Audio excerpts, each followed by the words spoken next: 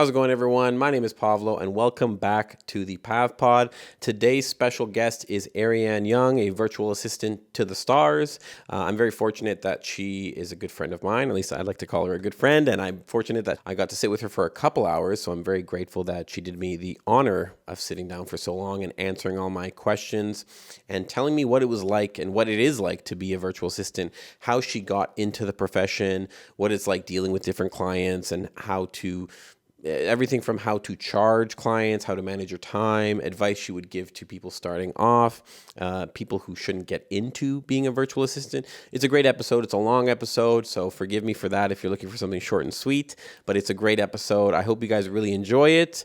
Let me know if you guys have any questions or anything you wish I asked Arianne. I can always bring her back on to another episode and ask those questions to her, or maybe get them answered separately and make a little short video for you guys. But yeah, sit back and enjoy. And if you're not subscribed or hitting the like button already, please do. It helps me out, and I'll see you guys in the episode. Wanted to ask you first, and I try and set up these episodes just kind of with a background of who you are. I am a true introvert. Being on camera is my worst nightmare. So Thank God we're not on camera. So thank you. And I don't like attention. Gotcha. I won't talk to you for the rest of this. Don't even make eye contact. And I'm a virtual assistant, but I'm kind of moving out of that space into something more expert driven. And I'm going by executive concierge now. And basically, I just take care of whatever my clients need taken care of. And I do it all remotely because they are all in the US. So I started that. I started doing it full time in 2020, and I've been doing it ever since. It's been really cool. So I want to shamelessly plug for you. Who are your big clients, if you could name a few, or any relative to big clients? I work with Ashley C. Ford. She is a writer, also a podcast host. Her last book, it was a memoir called Somebody's Daughter, and that was a New York Times bestseller. I work with someone named Aminatu Sow. She actually started her podcast called Call My Girlfriend with her best friend named Ann Friedman, and they were at the beginning of podcasts. So they just ended theirs either last year or the year before, but they were on for like 10 years. So they were in the big boom of that. And also New York Times bestselling writers for a book that they co-wrote called Big Friendship. And they live on opposite coasts, and they coined a phrase, actually trademarked a phrase called shine theory for women to basically bring other women with you. So, cool. When you shine, you allow other people to shine. And, you talk about finance, you talk about the industry, you talk about work, and you don't gatekeep any of that. And they're very cool. And I'm trying to think. I work with Eve L. Ewing. She's a professor at the University of Chicago, but she also is a writer for Marvel Comics, and that's very cool. She writes the Ironheart series, and she just took over from Ta-Nehisi Coates for the Black Panther series. So that's very, very cool. And the last is Tika Sumpter. She is an actress, a producer, a creative, a first-time director. And you've probably seen her in like the Sonic movies and that sort of thing. And those are my clients. I pared down my client roster. That's pared down. That list that you just said is pared down? It's pared down. Holy cow. And yeah, they all do different things. Some of their worlds cross into each other, but it's all incredibly interesting and really, really fun. And I know that administration probably doesn't sound the most interesting, but no. But the stuff I get to do and the people I get to work with and the people that they bring into my life, it's a very satisfying career. It's opened a lot of doors for you, is what you're saying? A ton, yeah. Two things I noticed was that it's not a small list, it's a big list. Some powerful people, yeah. It sounds like, and it's all women. Yeah. It's kind of like that sunshine theory that you mentioned. It is. Shine theory. So- I should, I oh, should, shine. I should coin sunshine theory. Sunshine theory, yeah. Yeah, it's all women, and it happened. It wasn't by my design or anything like that, and it's all Black women. And Amazing. that was another thing where it just happened that way, and people actually pointed it out to me, and they're like, "Oh, that's so cool that this is what you're supporting." And I said, "I didn't even realize that's what was happening," but it's interesting to come out of the corporate world, because I was an executive assistant for like 20 years prior to this. So all of those things translate to what I'm doing right now. But one of the big changes in what I'm doing right now is I don't feel like a subordinate. I feel like I'm very partnered with them, and we collab and we talk and we bounce ideas off of each other. So while I do things like book meetings or travel and all of that stuff, there's a lot of conversations that go on, and there's a lot of, leaning on me and me leaning on them. And it's interesting being a Black woman that you don't necessarily feel that support in the corporate world. Still now, 2023, unfortunately, that's the thing that you have to say. But it's a cool thing to have this unspoken understanding of each other, where, for example, I used to work for one of Canada's largest banks, and things were going on in the world that would affect a lot of people, but it very much affected the Black community and all of that stuff. And you wake up and you hear all of these stories, and you're just expected to go on with your day as though nothing is happening, even if it's not directly connected to you. And you go into work and someone's like, why do you look so sad? Why aren't you talking? Why aren't you? And you don't even have the energy or the words, or I can't believe I have to explain this to you. Whereas now things happen, and it's one of those things where I just immediately write to them and I say, I'm clearing your calendar. And it's just a non-conversation. They don't have to explain it. I don't have to do anything more than be there for them when they need it.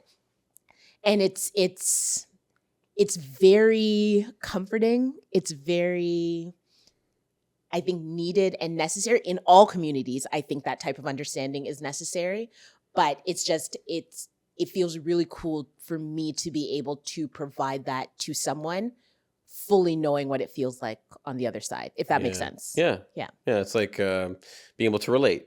Something has happened, so you can understand and put yourself in their shoes. And that's kind of, I guess, being a good virtual assistant, or being any assistant, or is being someone who can put themselves in their shoes, their client's shoes, and say, well, they're going to probably feel this way, or they may not, but having that foresight and foreshadowing to it to clear the calendar, they may correct you and say, oh, no, it's okay. Exactly. It's fine. But you've put the forethought. And I guess as a client, you probably feel really good about that. Like, oh, wow, she's thinking about me more than just a 9 to 5, for example. It's not like, hey, why aren't you up right now? It's like, no, I fully understand why you're not online right now. Totally. We don't have to discuss it. Yeah, exactly. Or we can, if you want. Yeah. Do you find you're playing therapist like that then? A little bit. I find that there is a little bit of that in the job, and it does go both ways. As you know, off of this, we've talked about all the things I've been going through. And if all of my clients know about it, all of my clients know about my life, and they give me that space, and they're like, there's nothing pressing here. Take your time, do whatever. Or they understand that I need the distraction. Fair enough. And they're like, hey, here's more research for you to do, or here's things that you can look up. But when it's on their side, they trust me enough to share those things. And it's very hard to separate, at least in the people that I work with, it's hard to separate the business from the personal, because they're all connected. So I do have to know about their families, or, sometimes help them plan certain things. And it feels good that I'm included in that. It's not, here's this section of my life that you can't know about. Because when I understand that bit of it, it helps me in my work to do everything else. And one of the things that it feels weird to say that I always talk about, but I do, is I'm not getting paid because I book a meeting in their calendar, and I'm not getting paid because I made a reservation at a restaurant. I get paid so that they don't have to think about it. I get paid so that, the email that took them 2 weeks to answer and I answer in 5 minutes, I have no emotional connection to it. So they pay me for the experience to not have to worry and to have a life and to know that things are going to get done at the level that they would do it themselves if they were doing it. So it's the intangibles. Anyone can learn platforms and apps and all of that stuff. They can learn how to type faster, but it's the stuff in the in-betweens that I think is the most important part of like what I do for them. Yeah. No, it's a lot because you kind of become them in a sense. Do you find you're like not pretending, but I guess putting yourself in their shoes and trying to respond in a certain way per your. Yeah, you have to put yourself in their shoes and just make sure that they're protected. That's my main thing. It's like you're the first line of defense, kind of first and last line of defense before anything gets to them. Is that the most stressful part of the job, you would say? Not for me, because I love it. Yeah. I love to be that person, but I get stressed out when people go directly to them and not to me first, especially the people who know better. Because I'm like, this shouldn't even be in their inbox, or this shouldn't even be on their plate, because now either it's buried under a bunch of stuff and I'll never see it, or they're now stressed that, because even though I've worked with them for so long, they still get into the thing or into the mindset where we're talking and they'll say something like, oh man, I have to reach out to this person and schedule this thing. And I'm just looking them dead in their eyes saying, no, you don't. You don't have to reach out to this person and schedule the thing. That is literally the reason you have me hired. This is why you pay me. And every time they're shocked. They're like, oh yeah. Could you reach out? I'm like, yes, you just have to tell me this is the first time I've heard that you needed to do this thing. So it's very fun to have to also train the person that hired you to use you. I hope that makes sense. Yes, that makes sense. Because they're so used to still being independent or having to do things for themselves. And when I'm onboarding someone new or training someone, I tell them, list everything that you do. Just go through your week and list everything that you do. And from that list, circle the things that make you money. So what produces your income? And once they have that list and they circle those things, everything left on that list, I'm like, that can be delegated. Whoa, that's interesting. So when they're like, I don't know what you can do, or I don't know what I need someone for, that's always the first exercise I make them do. I said, just make a list of everything you do in a week, like literally everything, even including like, schedule stuff for your kids or whatever, just everything that you do. Screw the family. We're just going to delegate. Yeah. And then as soon as you like identify, here are the things that are part of my career that actually make you money. And there could be things on that list that don't make you money, but you still enjoy doing. But the whole purpose is like, what is your job? And then once you have those like things identified, you can now see, okay, here are all my challenges, the areas of opportunity, the pain points, and you have this stuff on your list, but you can never get to them. You keep moving it and you keep, wasting time. And so once I see that list, I'm like, yep, I can do that. I can do that. And if there's something I can't do, it's my job to find the person who can do it. So yes, you're doing social media. I can do some social media, but it's not really my thing. But I can find you your social media manager. I can find you your content creator. I can find you whatever. So that's how I try to train them up from the beginning. And they never realize, every single time, they never realize how much stuff they're doing in a week, Yeah. and once they see it, they're like, oh, this is why I'm so tired every week. This is why I keep missing dinner with my family. This is why I have no hobbies outside of work. And so whenever I get the call, or it's funny, I talk to I have all my clients and we talk about business and all that stuff, but there's not one of my clients that we don't just talk about whatever. And it's always fun when I receive a message saying like, I went for a run, or, we're going away for the weekend, or, oh, I see that I have nothing scheduled Thursday, Friday. Don't put anything on the calendar. Like, that's how I know I'm doing my job. And the reason why, I know that it doesn't sound like a pared down list, the reason why I had to leave a couple of my clients is it was getting to the point where people were following up with me, or I was missing things, or I felt things were falling through the cracks. And I'm like, I'm not representing myself in the best way, which means I'm not supporting people in the way that is up to my standard. So I was like, I don't want to burn out for the people that I'm working with. So now that I'm down to like a more curated list, I feel a lot better about the services I'm providing.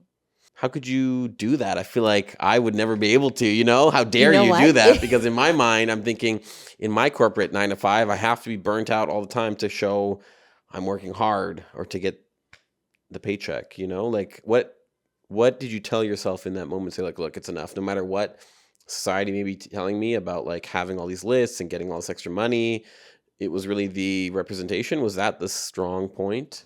It was. And it was a hard decision. It was like for real emotional, like crying, trying to figure it out, because it wasn't, the first thing that I took out of the equation was money. It wasn't about how much money I was going to make. I'm not doing what I'm doing to be rich or anything. I'm like, I just want to be able to pay my mortgage and buy gas and eat pizza when I want to and buy my Coca-Cola. But when I started this, I was doing it part-time while still working corporate. And I had 3 clients that I was working with at the same time as doing the corporate job. And something that my parents instilled a work ethic in me that I didn't realize existed until I was working, because I didn't get to go to college or anything like that. I was working in high school and just moved on with it. So I got to a point where I knew I was super unhappy in corporate, but I didn't have enough of these virtual assistant clients to sustain any kind of anything. So I had to make the decision of, if I quit this corporate job, like, will the work come in? And I took that chance, and a few things, it was a lot of luck. A few things happened at the exact time, and I mean on the day I quit. An article in Huffington Post came out about me, but I didn't realize it was going to be about me. So the story is, one of my clients, Ashley, she mentioned me or something in a tweet. And then a writer for Huffington Post reached out to me saying, I'm doing this article on virtual assistants. Like, could I talk to you? Could I interview you? So I just assumed she's doing an entire article on virtual assistants and there would be some quotes from me. So all of a sudden my phone is going off, and I don't know why, because I don't get any messages or anything like that. And I see a message from her saying, oh, by the way, I put out the article early. It was supposed to come out the next day. I put out the article early. So I open it up, and it's like my picture in the banner and like Arianne Young, virtualist. And I was like, what is happening? And because of that, my email, like my inbox exploded. And to this day, that was in February 2020. To this day, there's not a week that goes by that someone isn't like, hey, can I talk to you about this? And I'm not taking on any new clients, but I'm like, how is this even still possible? So at the very beginning, it was very much hustle culture, because I'm like, I don't have enough clients. I didn't know how to charge. It was very hard for me to ask for money, because I'm like, what I'm doing, I feel like isn't hard work. And I don't mean to diminish what I do. I know, like, because it's just something that is it's just something I know how to do. So I'm like, how do I put a price on something that doesn't take me, like, I don't see it in the same way. Like, you have these skills with camera and tech and all this stuff that you like learned and honed. And so I'm like, of course, you're gonna you're gonna charge what it's worth for the labor, your experience, like what you've learned. And for me, I'm like, I'm opening emails. I don't know how to charge. Like, how do you charge a premium for setting up a Gmail? It just seemed ludicrous to me. So I said, I have to get just a bunch of people to be able to pay for that, like pay for my life. And so I ended up having 8 clients. And so that was all, February 2020, and then March 2020 is when the pandemic hit. And I was in Australia working odd hours because the time zones were different. But everyone that I started working with, even the 3 part-time people, still working with until present day. And it was a different time because people weren't doing travel. Everyone was home. No one was going out. So to handle 8 people at that time, it was a lot easier. Having 8 people with the world opening back up again, everyone's traveling for events, the Zoom meetings, the movies, the this, the that, the whatever. For 8 people, it's a completely different thing on your time. Like the weight of oh my gosh, look at all of these events I have to do for all these. I had 23 calendars. Wow. And I'm like, I'm going out of my mind. So beginning, yes, hustle. And then working through the pandemic, everything was cool. Everything was fine. The world started opening up. I had a couple of, university professors. I had, people in acting, people who were writing, people who did in-person panels. And when all of that hit at the same time, I realized I was in way over my head. I was like, I could do all of this, but I wouldn't have a life. Yeah. So it took about a year of me thinking about it and looking at my expenses and looking at what I did and what I wanted. And also getting to the other side of being confident in what I do. Because at the beginning, you're like, I could lose these clients at any time. And that means that, I won't be able to, buy food. I'll have to eat Dollarama craft dinner. And then I realized, like, okay, after 3 years, I still have all of this loyalty. No one has left me. And anytime I open it up saying, do you still want to work for another year? Or is there anything you want to talk about? Anything I can do better? Like, they all say, until you decide to go, like, this is just what we're going to do. And that feels really good. And even though I'm considered a freelancer, I still feel very secure in the people that I'm working for right now. So I say all that to say, when it got to the point where I was like, this is the career I chose. These were all the things I went through to get to this point, and I'm starting to resent my work. And I said, I know I don't want to go back into corporate life. I don't want to go back into an office. I don't want to have someone like micromanaging me or telling me when I can or can't, go to the chiropractor. Like there's a certain level of freedom that also comes with working for yourself. So when it got to the point where it's like I was getting up and I was feeling the same as going to my bank job. Like, I don't want to open my computer. I can't get to inbox 0 because I'm now avoiding emails. It got to that point and I said, okay, I can't operate this way. So it took a lot to narrow down. Like, I'm a list maker. So it's like, I put all my clients in a list, what they do, what I do for them. And I had to look at different things, where I see my career going or things I'm interested in. And it's like, how does that fit into what they're doing? And is there ways to leverage those relationships for other things because they're very open. Like anytime I want to do something or be a part of something or travel to something, they're like, yeah, come, or I can introduce you to this person, or like a lot of them have pitched to TV and I'm like, oh, I want to, learn how to write a pitch for maybe an online series. And they're like, yeah, let's talk. So there's a lot of things that I get out of working with them too. So at the end of the day, I had kind of like my checks and balances of, I think that in terms of job satisfaction, all the things that I enjoy, and just having differences in the different industries that they were all in, I was like, I would like to, move forward with these people. And these people, I know that I'll be able to find them someone who can support them in the ways that I don't think I'm able to support them anymore. So yeah, that took about a year. I was like, I would like to have transitioned. So I told them, I will help you find people and I will, interview them and make sure I onboard them and all of that. And it was sad. And I still talk to all the people that I'm not working with now. It was sad and like very emotional, but it was like the best decision I could have made.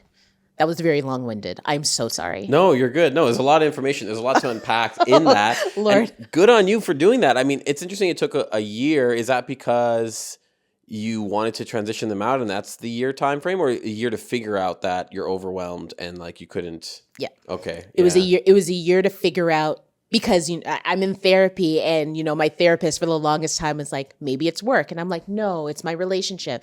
Maybe it's work. It's like, no, it's because, I'm not working out. I'm unhealthy. It's like, maybe it's your work. And finally I show up to therapy and I'm like, I think it's my work. They know. I think. My therapist, she knows and she tells me and I'm the same way. Right? And You're like fighting it. It's like, no, it can't be this thing. It has to be all these other factors. And finally, when I'm like, okay, I'm here to listen to what you're saying. And I'm like, I really think it's my work. And she was just like, let's unpack that. Like, yeah. Okay. So that's how it all came to be. And then finally, like, now I have to figure out like whose heart I need to break. That was my next question. Yeah. That was my next question, was that I love that you have a relationship with them where you can talk about your day-to-day, because I heard someone say something about business is personal or whatever. I can't remember that first part of that quote, but I remember the second part being good business is very personal. And I really believe in that. If you're friends with someone, you're going to make the best deals for both sides. If you care about them at least a little bit, you don't have to invite them to Sunday dinner or Christmas, Eve, but you can at least like respect them and care about them enough that you're going to have a really good business relationship, as well as you're going to have a really good relationship, and that's going to transition into or translate into a really good business relationship. So I wanted to know, how did you determine who you let go? Well, like I said, I had to make like this list of these of everyone I worked with and what I really enjoyed and got out of each of those things.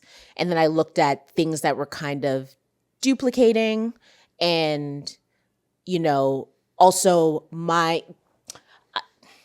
in the virtual assistant world, I didn't realize until after I started that there were all these rules, right? And I realized that if I knew these rules or I didn't know what a virtual assistant was even when I started doing this.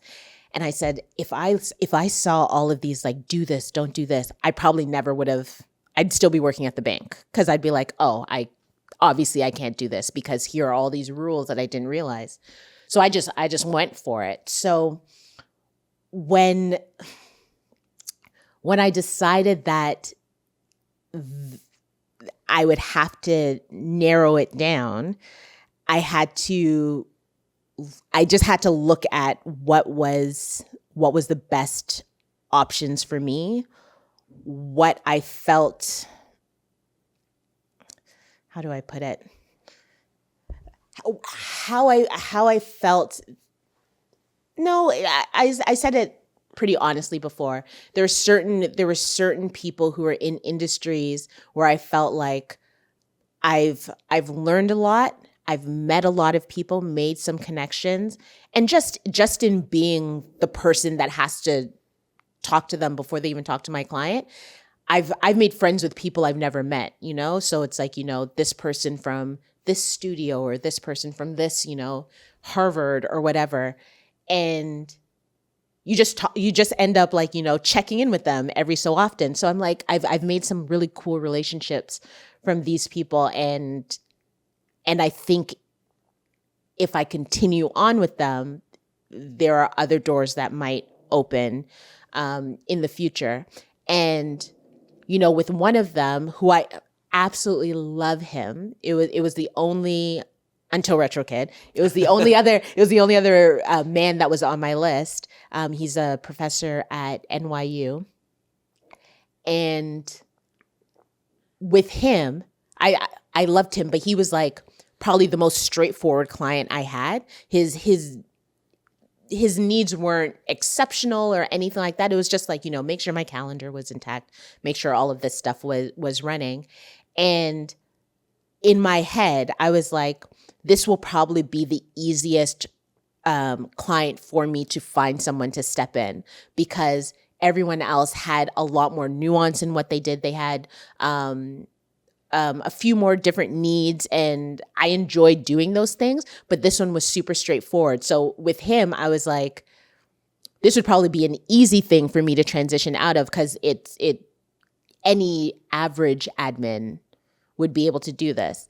And I lost my point before, but I just figured it out now when I was talking about the rules of being a virtual assistant. I am what you would consider a generalist. So I do a lot of things relatively well. And then you have your niche virtual assistant. So it's like, you know, they might just work for mental health practitioners. They might only be interested in doing bookkeeping. They might have all these very niche skills that they only perform for other people. Whereas for me, it's like, I can do data entry, I can do transcription, I can do, you know, calendar management, travel, whatever. I'm super resourceful, and I don't necessarily want to be pigeonholed into one thing or the other. So because of that, that's why when I kind of looked at the map of clients, I could see like stronger rings around certain ones, more so than the others. So when I removed money, or like how much they were paying me, or how many hours I was contracted for, I'm like, none of that matters. Let's look at the work. I came down to, you know, okay, here are the ones that I'm going to move forward with, and here are the ones that I'm going to have to let go. And even in doing that, I was still second guessing. I was still like looking at it, and I'm like, well, maybe I can make it work if I do this. Maybe if I, you know, tone down on this, I'll be able to still keep this one. And up until the last minute, I was shifting and moving and whatever. And then finally, my therapist was like, send the emails. They were just drafted, sitting there in my inbox. And she was like, send the emails. It's not going to get any easier. But the second they see it is when you're going to be on the like upward trajectory. So it was like knots in the stomach, and like just being sick, and just waiting to hear back from them. And it's just like, it's the worst. It was absolutely the worst feeling, because I don't know if you're like this, but like I have this very high standard that I set for myself, and I felt like I was disappointing them. And I was like, I failed them. I failed them because I couldn't do everything. And I felt like my superpower was being able to handle everything for everyone. And because I had to say, like, I can't handle it, I was like, ugh. Yeah, I feel that. So a little bit of context on my thing. I had a therapist before COVID, Jerome, loves the dude. But I remember once we were talking about setting goals for a race. And I said, next session, I'm going to have these races booked, because I wanted to run races like marathons and stuff. And I didn't. And I remember looking at him like, I let you down. And he's like, stopped the whole session. Like, he was writing a lot when we were talking. I was like, yeah. And then I felt like I let you down. He just stopped, like screeching halt, and looked up at me and was like, you did not let me down. I was like, no, I feel like I let you down. And he's like, I am your therapist. I'm supposed to be like a third party. I'm like, no, you're like my dad, or my brother. Like, I let you down. You're a family member of mine. And he laughed, and he's like, no, we're not crossing that line. But it's so interesting. That you felt that way, because were these ones that you were super close with? Okay. Yeah. Okay. It wasn't ones that. But I'm super close with all of them, and that's why it was a hard yeah decision, because I'm like, what you said before about good business is personal, I completely agree with that. And I don't think there's ever a time where I'm going to be able to work with someone and not be able to joke with them or not be able to, have that relationship. But something I try to keep my fingers and my ears to the virtual assistant streets, because there's a lot of them out there right now, and a lot of coaches and a lot of, I can get you to, $5,000 months and all that nonsense. And there's some that I've spoken to and I'm like, tell me about the services you provide, tell me about this coaching, just to see where they're coming from. And some of them have never actually had client work. And I'm like, so what? I'm like, so what are you teaching? Like, if you've never been in like the trenches, how are you? And this the industry of virtually assisting picked up. Like, I got in right at the right time, like right when the pandemic happened, because a lot of people lost jobs or they didn't know what you were going to do. And me, I was like turning people away because everyone was going remote. So I didn't experience the negative side of the pandemic. I was like, I almost feel bad that I'm thriving, if that made any sense. I'm like, this is an embarrassment of riches right now. Like, I'm literally like batting people away. Like, I can't remember what she did, and you can cut this out if you need to, but she was on President Obama's team. And she emailed me saying, like, can you help me? And I'm like, what are you talking about? It's Michelle Obama, I'm like, you're saying? who? I know, right? Michelle Obama wrote me. No. And I saw her name and I knew her name and I knew what she was associated with, but I didn't exactly know what she did. And I remember Googling and I was like, what is happening right now? So it was a lot coming at me at once. But to get back to the point that I was trying to make is, a lot of people, especially on the client end, because when I'm doing consulting, I like to work from the client end versus the assistant end. Like, people have asked me about training them, or, why don't you have a team, and and I'm like, I don't want to manage anybody. I don't want to do any of that. But like, if you're interested in doing what I do, I have no problems talking to you about my experience. And then I want you to fly. Like, I don't want anyone to be under the umbrella of my business. But on the client end, it's very interesting to hear them talk about assistants or support systems or whatever you want to call it, who they've worked with previously, where people got a little bit too comfortable. You know what I mean? They got a little bit too comfortable, and, something was expected at a certain deadline, and they were like, yeah, I'll get it to you when I get it to you, or they just were just a tad too chummy. And even though, I tell anybody anything, all my clients know all of my business, I still, like, work is work. And I'm still going to get you whatever it is that you need at the time that you say that you need it. Like, that's very important to me, to still maintain that type of relationship. And then, when we're off of work, we can talk about whatever. But you cannot teach someone about where that line is. Like, you have to know that inside of you, and you have to know who you're working with. And I talk about intangibles. Like, you can't teach people the intangibles. You can't teach people to care. You have to just do that. I can teach you how to use Trello, and I can teach you how to, do all this other stuff, but I can't teach you how to have common sense and like soft skills. Cannot. Like, you can mirror me, you can see what I do, you can ask me questions and I tell you what I do in that situation, but it all comes down to like what your instincts are telling you. And this job is not for everyone, as simple as it may sound, or as uninteresting as it may sound. You have to have this thing that can't be defined, in order to pull it off successfully and be respected. I don't know if that's the right word, but I'm not at all famous, and I'm not at all anything, but I always find it interesting when my name gets brought up to someone, or I get an email where people are like, hey, I was talking to this person, or I know you work with these people. Even one of the clients that I am no longer with, the I think she's like looking for someone else, and it was very funny that she'd reached out to people, and she sends me a text of a screenshot of someone pointing her to my website. She was like, hey, I couldn't remember this person's name, but this person works with her, and she just put her in her Instagram story. So like maybe she can be a stopgap. And like she sends it to me, and she's like, this is hilarious. And I'm like,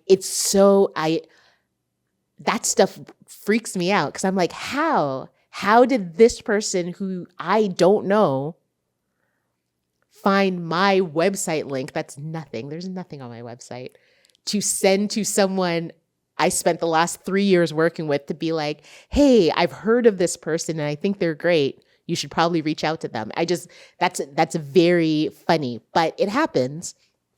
And like sometimes someone will like forward me a tweet, and it's like, someone is like, I'm looking for a virtual assistant, and like my name would have been, used a whole bunch of times. And I'm like, how does that happen? Serendipity, right? I guess so. But I'm like, I don't know the people who are speaking my name in these rooms that I'm not in. Like, I'm looking at the people who've tagged me or have sent them, and I'm like, I don't know who you are, but somehow you have heard about me, and I love that. I think that's like good work, right? Like you so. Do the good work, and people will say it, and it's not about the praise in the immediate sense, it's about the praise down the road. 3 years you said you were with that one client, and now look, right? So I find, so there's so many things to talk about with you, is that like, first of all, and clarify something. Yes, I charge because I have experience in history, and yes, a lot of like the filming stuff, and the reason why your credits are so long in movies is because it takes a lot to do all this stuff. So yeah, you need experience, you need whatever. Sending an email is not an easy thing for everyone, okay? And for you it may be, but you should see that as a high value skill, because even myself as a manager, I manage people. Mm-hmm. Even myself sometimes I'm like, oh shoot, I don't want to write this email. I don't know how to write this. All this stuff. And like when I do, it's okay, but it takes me 2 hours instead of 5 minutes, Yeah. To write a well-crafted email. So give yourself some props, okay? I just mean in the sense that like everyone has email. Sure. Like we all do it. So it was very hard for me to be like, I answer emails for more than one person. So that means I need to charge like this amount. And yeah, I don't know. Give yourself some props. You okay, do fine. Great Props. work. So I wanted to say that. Also, I wanted to ask, like, so you have all these clients now. How many now? Now it's 5. That's 5. Okay, that's what I thought. I just wanted to make sure I got the numbers correct. So five clients, and you're working with them every day, essentially, and planning out their schedules and answering emails. And you said you didn't like when people go through directly to to your clients themselves. What does a day in the life of a virtual assistant look like? Because in my mind, I understand what you're saying, and I like that you're a generalist. It's kind of like you're like the American Express Platinum or Black Card, where they can call them and be like, I need sand from the Dead Sea. And that one famous story of one of the concierge actually going and getting sand from the Dead Sea to ship for some rich guy's kid's science fair or science experiment. I commend you for that, because I think it's so much cooler. I feel like your day-to-day is so much more exciting when you're like a variety. So good on you for that. But what does a day in the life look like? Because in my mind, yeah, you're answering emails all day, but is there something that maybe I'm misunderstanding? And also another second question to that, how many emails do you get a day? Oh my God. I truly don't know how many emails I get a day. But there is a lot. And the first part of that, a day in the life, it sounds incredibly cliche to say like no 2 days are alike, but they aren't. I have, a a standard schedule that I set out each week. So every week I have work blocks in my calendar. So every client has a 2-hour work block so that I'm not bouncing around from person to person.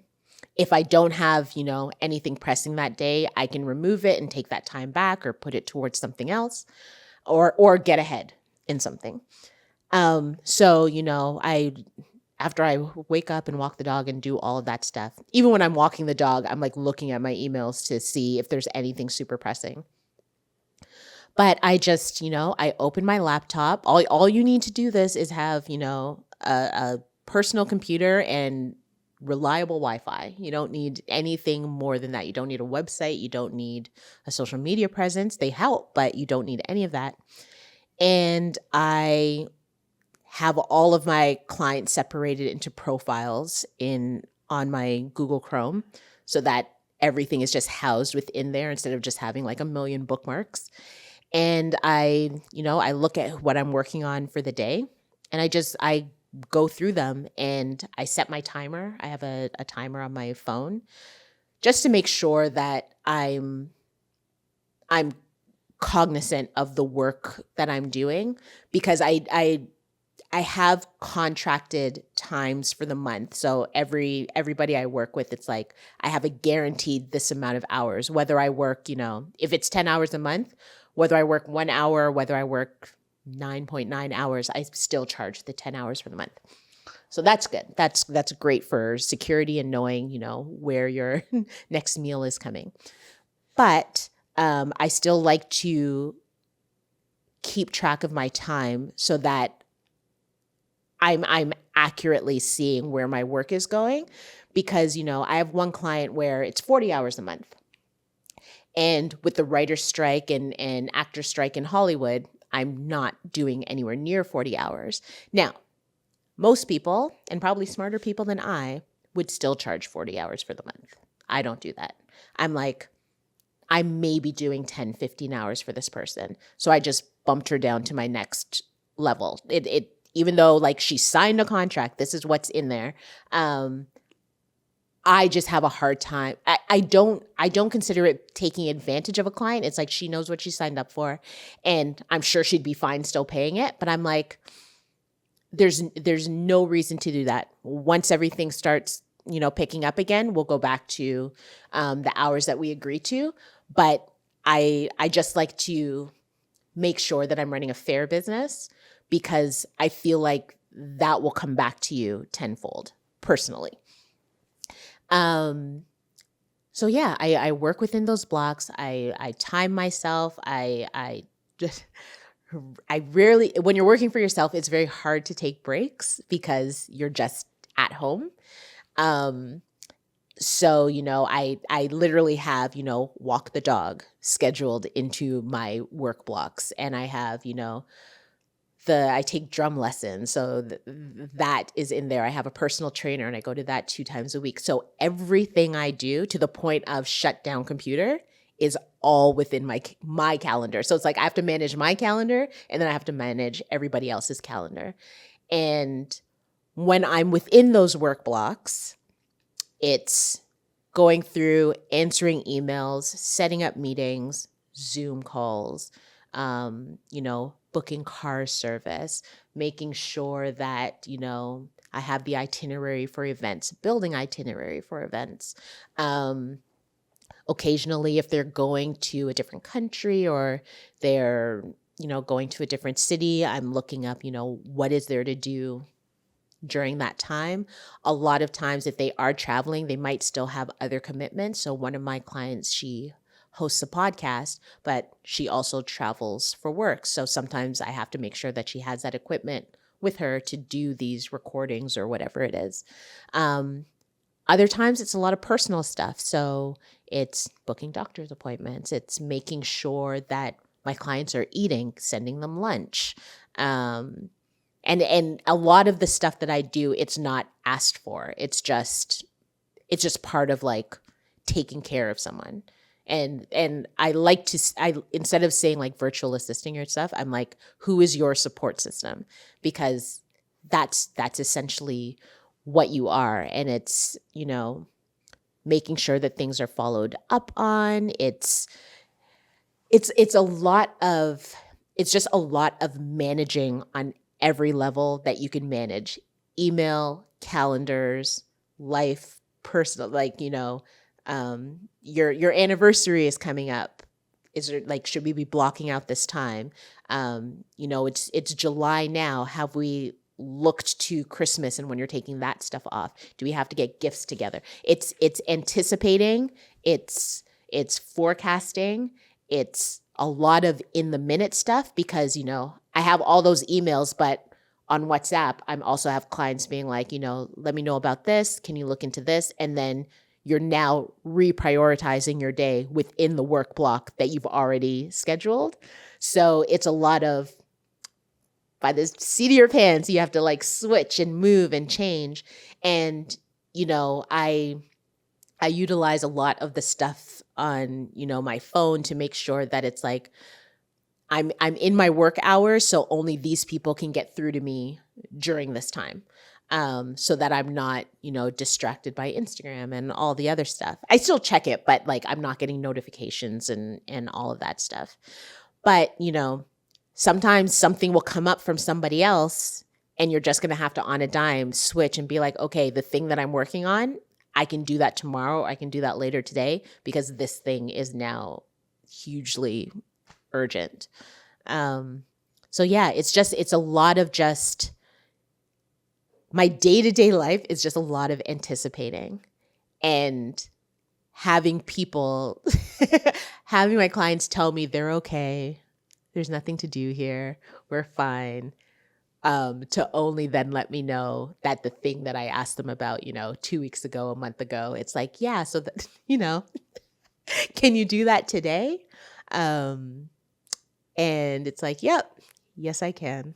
Because you have to. It sounds like you're babysitting a little bit. Because it's a little bit of babysitting, in like the best possible way that I can put it. I don't want it to sound like, oh my gosh, look at these problem clients. It's not anything like that. But the reason why you're hired is because they don't anticipate these things. They don't necessarily think that far ahead. They're in the right now. And right now, I need you to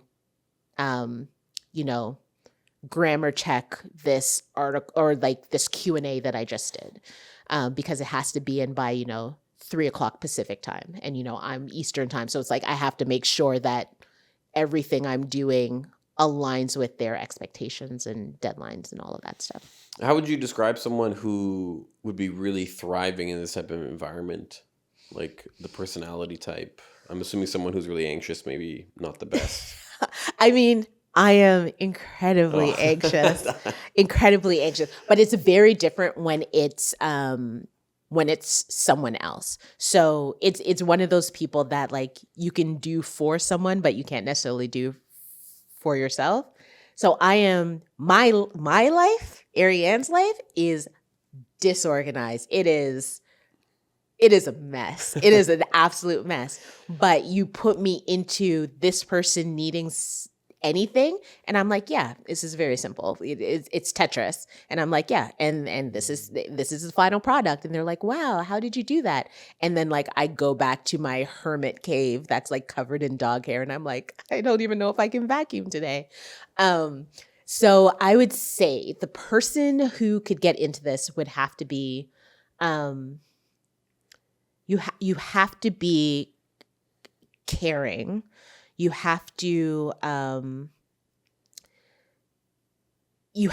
be able to see everything, all the variables. It's literally like the Matrix. Like you have to be able to like visualize as many different possible outcomes as you can in order to choose the right one. You have to know how people think. There is it can't be your common sense necessarily. It's like, okay, I know what I would do in this situation, but that's not necessarily what this person would do in this situation. So you have to be able to, like you said, be inside of their head and even be able to elevate that. It's like, this client might not be the best speller, let's say, but I know the cadence and the way they talk, or I know, I can understand from this like broken down thing that they've sent me what they want it to sound like. So I'm able to then craft it in a way where it's like it sounds like them, but all the periods and commas and all of that are in the right spots and everything is spelled correctly. So you have to be able to think. That's probably not the best way to put it. You just have to be able to understand the client that you're working for. You have to be able to anticipate needs. That'd probably be number one. And you have to have good time management yourself, because that will make or break you. If it takes you all day to do a task, I'm not saying that you can't do this, but you'd probably, maybe have one or two clients in your life, and it might just be a part-time thing and some extra cash. But this person also can't think of this job as here's some extra cash that I could make, because a lot of people do that. And I'm like, there's more to it than that. It's be good, yeah. It can be very good money. It can be incredibly lucrative, but that takes the back seat to the actual work. And if you're only doing it because you're like, I'm charging this and I'm going to make this every month,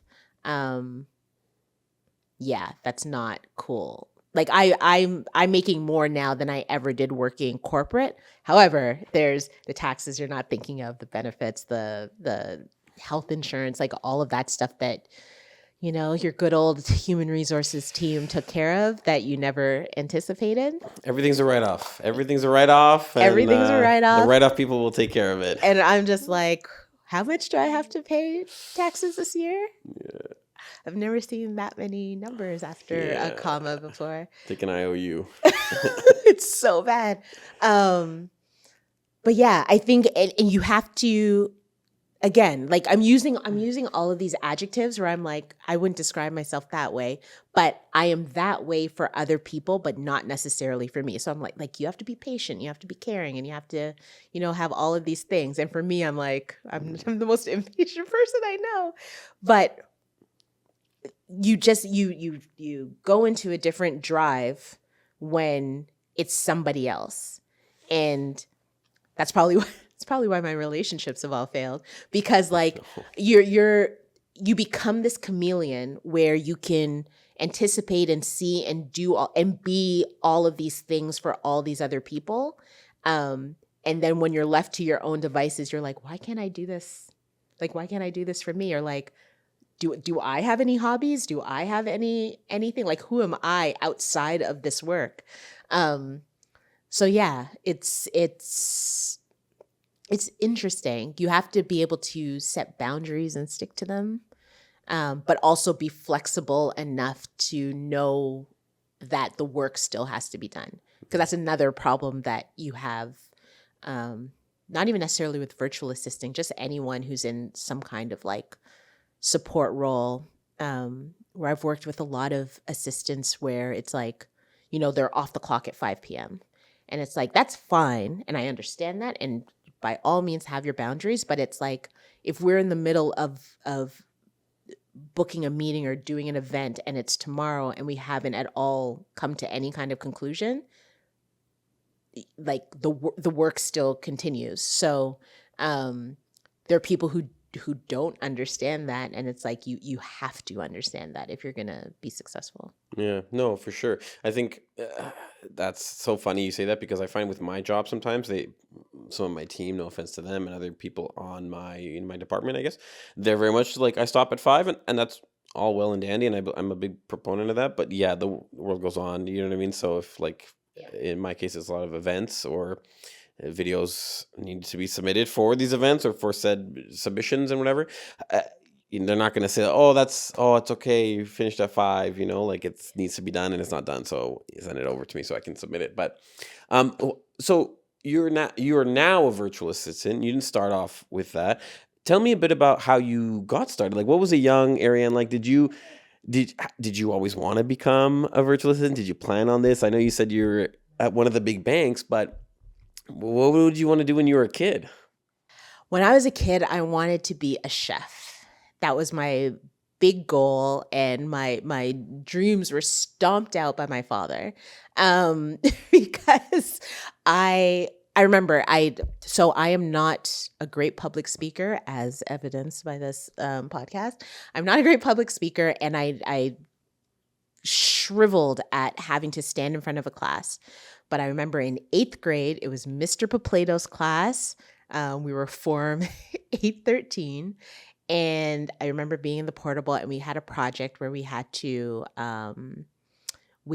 talk about, what our future job, and just basically have a presentation about what that would be. And I always wanted to be a chef. Never had any formal training or anything like that, but I was one of those people that would just take ingredients from the kitchen and just put something together. And I'm like, this is really good. And so my dad, he's an electrical engineer, so he helped me with my floor plans, and I had this idea of having this restaurant that were all the foods of the world. And I would have this amazing ventilation system, so it's you couldn't smell all the other meals within the restaurant, and each area would be designed in that culture, that country's aesthetic, and it was this whole thing. And I remember being so proud of it, and I was I don't like to do speeches or anything like that, but I was this was the only one of the only presentations I ever gave in school. And I remember talking to my dad about wanting to be a chef, and he was well, you're gonna have to go into food sciences and do all this other stuff. And I'm like, okay, if that's what I have to do, then that's what I have to do. But the end result is I want to be a chef. And it was just constantly him telling me for some reason, my little Arianne brain took him giving me all of these things that I had to go through as a deterrent from doing it. And after hearing it so many times, I'm I don't even want to do this anymore. I just became so disinterested in it. So to go even further back into time, my mom worked for a clothing company, and I got my first job when I was 7, and I would work in their little mail room during the summer, and I would get all the envelopes and put it into all of the different mail slots. And then I think I was 8 the following year when I started learning how to use the cash, and I would work, the warehouse sales every holiday and during the summer. So I was this 8-year-old standing on a milk crate doing cash. And I worked for that company from that age until I was in my 20s. So I was managing stores at 14 years old. And, I truly don't know how any of that happened. After in high school, I worked a couple jobs, one still for that company. And I worked for some sports companies and whatever.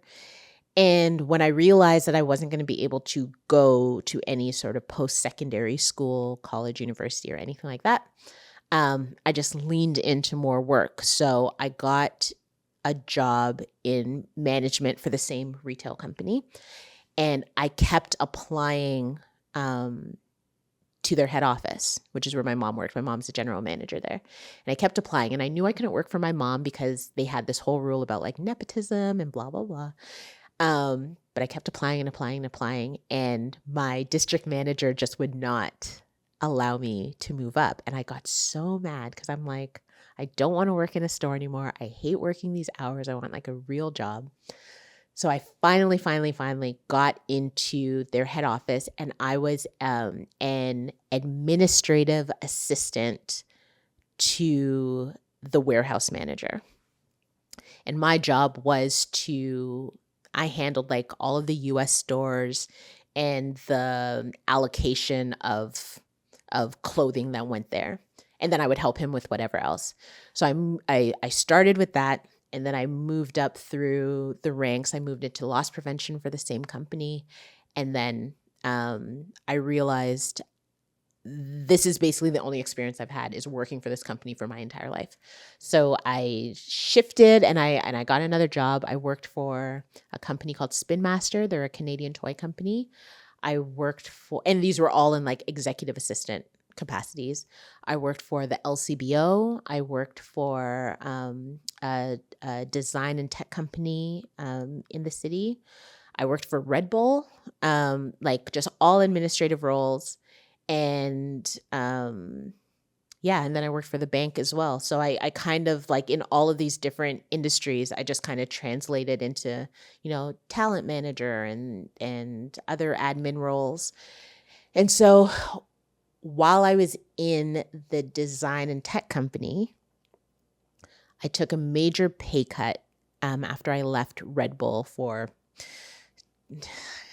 just a terrible. Red Bull is a terrible company to work for. Never work for them. And just so you're all aware, you can take that to the bank. So I took a pay cut to work for this other company just to get out of there. And I was really, really struggling to pay for my mortgage because somehow someone sold me a home. And exactly what you said. My title was talent manager, but again, it was just overgrown babysitter. I had to handle all of these like designers, developers. I had to basically create teams to work on all of these different really, really big projects. And one of the things that I did was get overwhelmed. And I again, work ethic is one thing. What I had was an actual problem. So like I would be working at this downtown office like until 1, 2 o'clock in the morning just to like catch up or be ahead of, creating these teams and finding freelancers to come on board. And, because a lot of people that we worked with were remote, so they were in Europe or in all of these different places, I'm like, okay, so I'm going to stay here and I'm going to work as hard as I can. My first virtual assistant client, I didn't start working for her then, but I remember her tweeting that she needed a part-time assistant. And I got so anxious and it wasn't even imposter syndrome. I was just like, I can't remember the last time I actually made a resume. Like I don't know what to do with this. And I got so nervous that I never applied. I saw her tweet and I followed her and she followed me and she was one of my favorite writers. And I just like, didn't even do anything. A year later, I had quit that design tech job with no prospects of where I was going to go. I have this mortgage. I have no money coming in. And I just quit the job. And I was like, what is happening? And I remember like I'm sitting at home watching cartoons, like looking up work on like LinkedIn and Indeed and all these places. And she tweeted something else. It wasn't about an assistant, but it was something to the effect of like, if you sent me an email with like in the last 3 months, like, no, you didn't sort of thing. And I responded to that tweet and I said, a year ago, you were looking for a part-time assistant and I am not working now. And I'm like, all I've ever done in my life is assist. Like, I don't have a resume, but like, I would love to work with you. And she responded in all caps, sending you a DM now. And that was my first client. Like, just like that. She told me what she needed help with. And it was like, $150 a week. And she's like, I know that you're out of work, but like, maybe this will be helpful. And I'm like, I would work for you for free. Like I love her so much. And that was the start of it. And then after I started doing that for maybe like about 2 weeks, I got a job interview at the bank. And then when I realized what I was doing, it was like going back to very standard corporate assistant roles. It wasn't like any of the other stuff I'd done with Red Bull or the tech company. And I was like, oh, I'm going to get, the salary was really good. The benefits, it was a bank. Like, so all of that stuff is really good. And I'm like, the tasks I can do with my hands tied behind my back.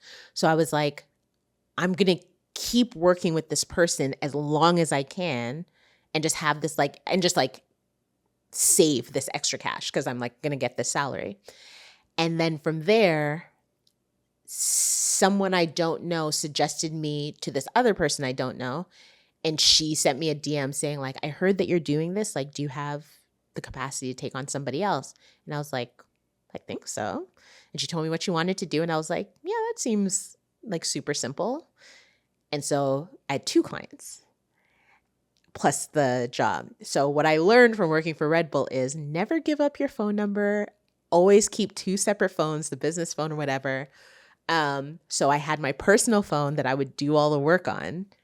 And I was working with my work phone and like at the office. So it's like on my lunch breaks, I would like go down to like the little food court and I would like, answer questions and do whatever. And then when I went home from like 6 p.m. to about like 1 o'clock in the morning, I would take care of everybody else and then start that again. So my first client, Ashley, she's with the same speaking agency as another person who reached out who's like, I just lost my assistant. I know you work with Ashley. Like, could we talk? So I remember like I'm like, I have a lunch break in like an hour. So I go down to the food court and we have this chat and she was like, yeah, I would love to bring you on. So she was my third client. So I was like, okay,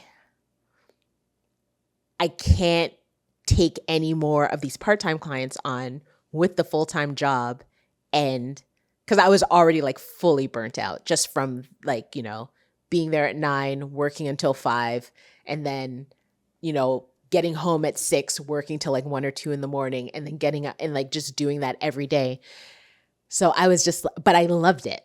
I loved the work I was doing for these other 3 people. And, I was getting, it was one of those moments, maybe you've had this, where you realize it's not the job, it's actually you. Like I would jump from jobs like every 2.5, 3 years because I'm like, I need something new. I need something fresh. And, I would start out with it being like, oh, everything's so shiny, everything's so new, everything's so great.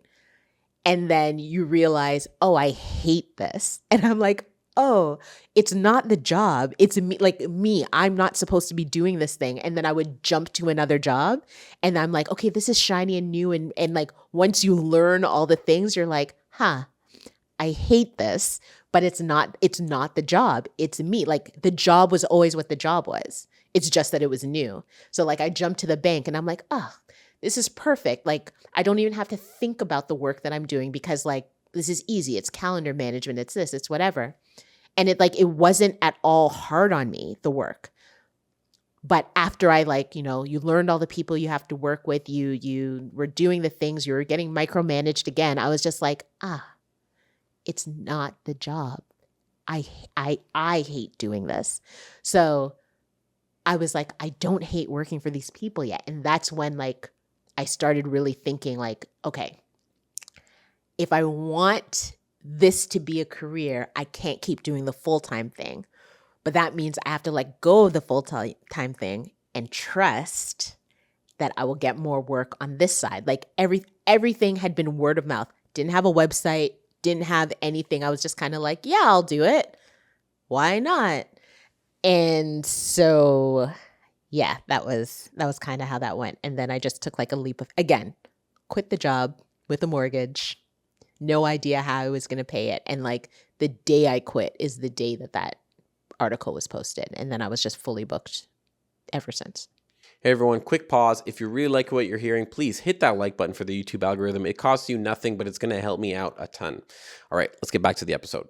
Wow, what a journey, what a story. There's so many things that come to mind. Like I'm totally aligned with you on that. Oh, it's not the job, it's me. But my thing is I get bored very easily.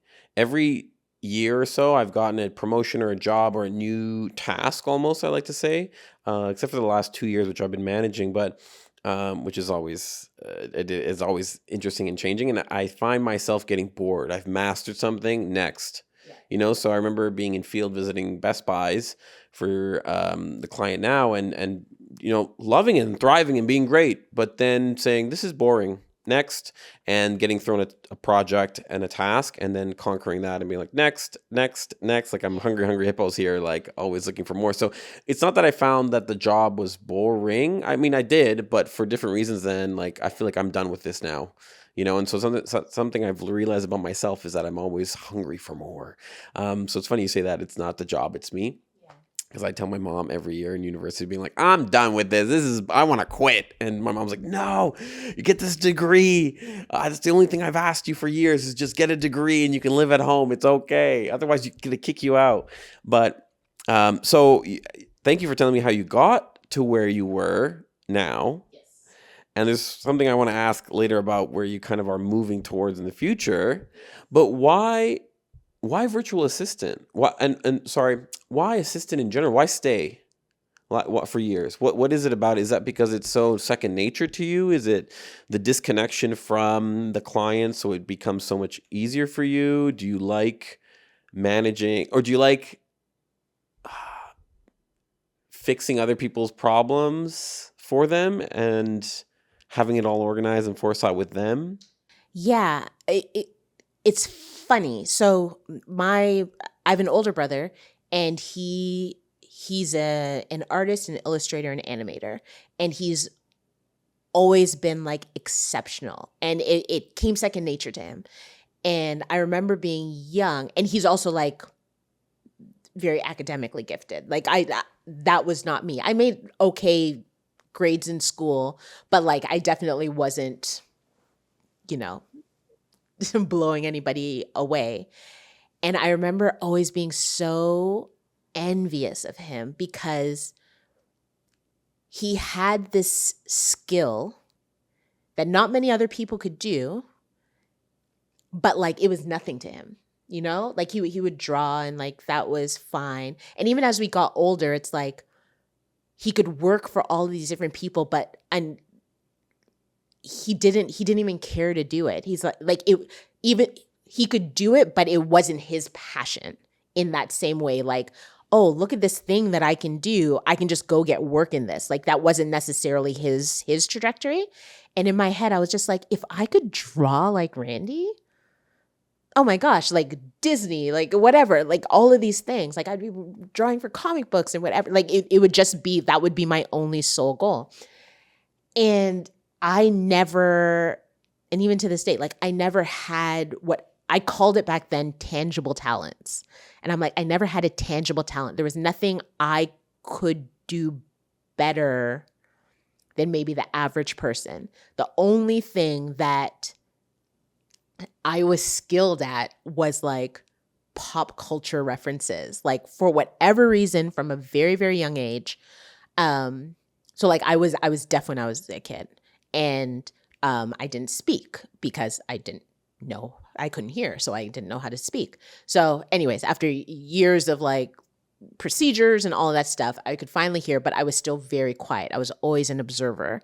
So if ever, you know, someone needed something, like my mom, she'd be like, she would like say something and I would have the answer for her because like I was just sitting in the back, like observing things. And I watched a ton of TV. I still do.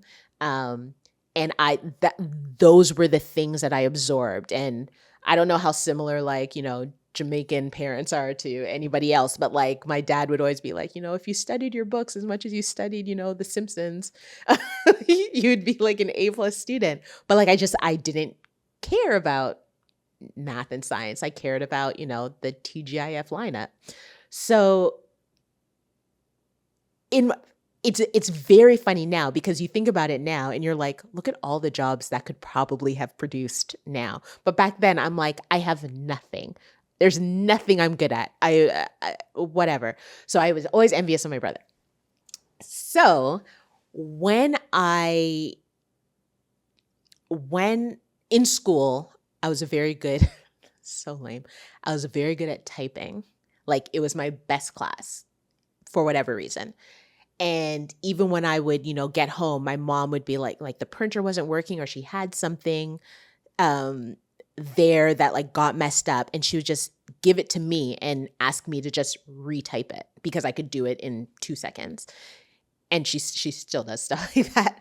But like, again, it didn't click into me that was any kind of skill worth celebrating. I'm just like, cool, I can type.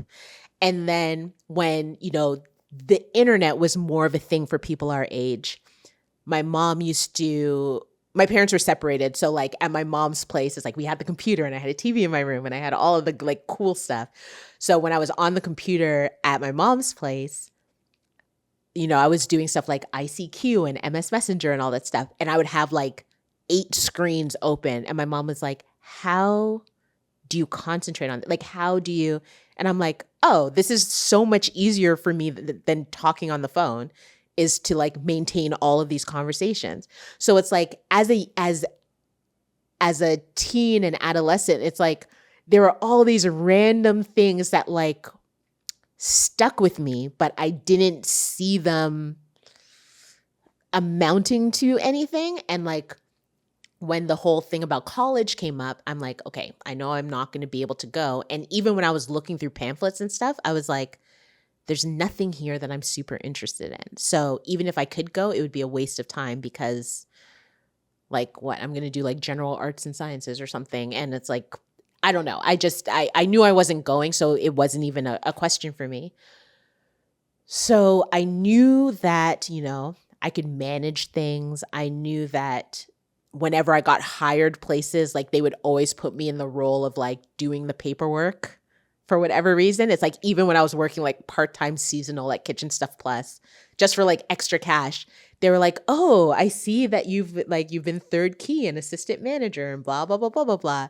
And they're like, yeah, we're gonna have you. And like, I would do that. And I'm like, I just wanted a simple job where I could stock shelves and not think about anything. But now it's like, they wanted me to handle the floats. They wanted me to like do all the bank stuff. So even then it didn't click to me. And then when I started on the journey of like trying to get into head office, I didn't have any like admin work. Everything was retail, but it was all management stuff. So the only job or the only jobs that I thought like this could just kind of be my way in and then I'll figure out what I'm going to do once I get there was like administrative work. And so I was applying to all these other things and not getting them. And then this assistant warehouse manager role came up and I was just like, I could totally do this. I could do this. Like I understand how stores work. I understand how allocation works. And I know our categories and like still to this day, I know like categories and SKUs from like 25 years ago. Like I walk into the store and I'm like, oh yeah, 607. Those are like, you know, the like jogging pants, 901s. Oh, it must be fall. So that's why the black trousers. Like I still know all of that stuff. It's stupid. So I was like, I have a good chance of doing this. And so when I got there and I started, I also have to mention my boss, who I still love. His name is David Bond. You will never find a greater person than this man. I lucked out on having him as my superior because he taught me what it meant to be patient. I asked him the same question over and over again for so like, and I felt bad. I'm like, oh man, I don't want to ask him because he explained this to me already and I still don't get it. And I remember him sitting me down once and he was just like, I never want you to feel like you cannot ask me. He's like, I would rather you ask me the same question 100 times until you get it than sit here feeling like you're inferior or like you can't do your job. And from then on, my biggest skill now is asking questions. I never feel ashamed about asking questions. I'm like, yeah, none of this makes sense. So like, tell me like I'm 4 years old. So he was just the most patient manager I could ever have. And he and it started there. Like we would have to, you know, everyone would have went home from our little mini office and we would get like, do you know what allocations are? I keep saying this word. So like we would get these allocations from the allocation team. Maybe explain to anyone who's listening who doesn't. Sorry. Maybe know. So in this job, the allocations are basically here's all of the merch and all of the product that needs to go to all of the stores across Canada and the US. So I handled all the US stores. There's only like 21 stores, but they're like, okay, all of these we have all of these collections coming out and they all have to be distributed amongst the number 7 stores in the US.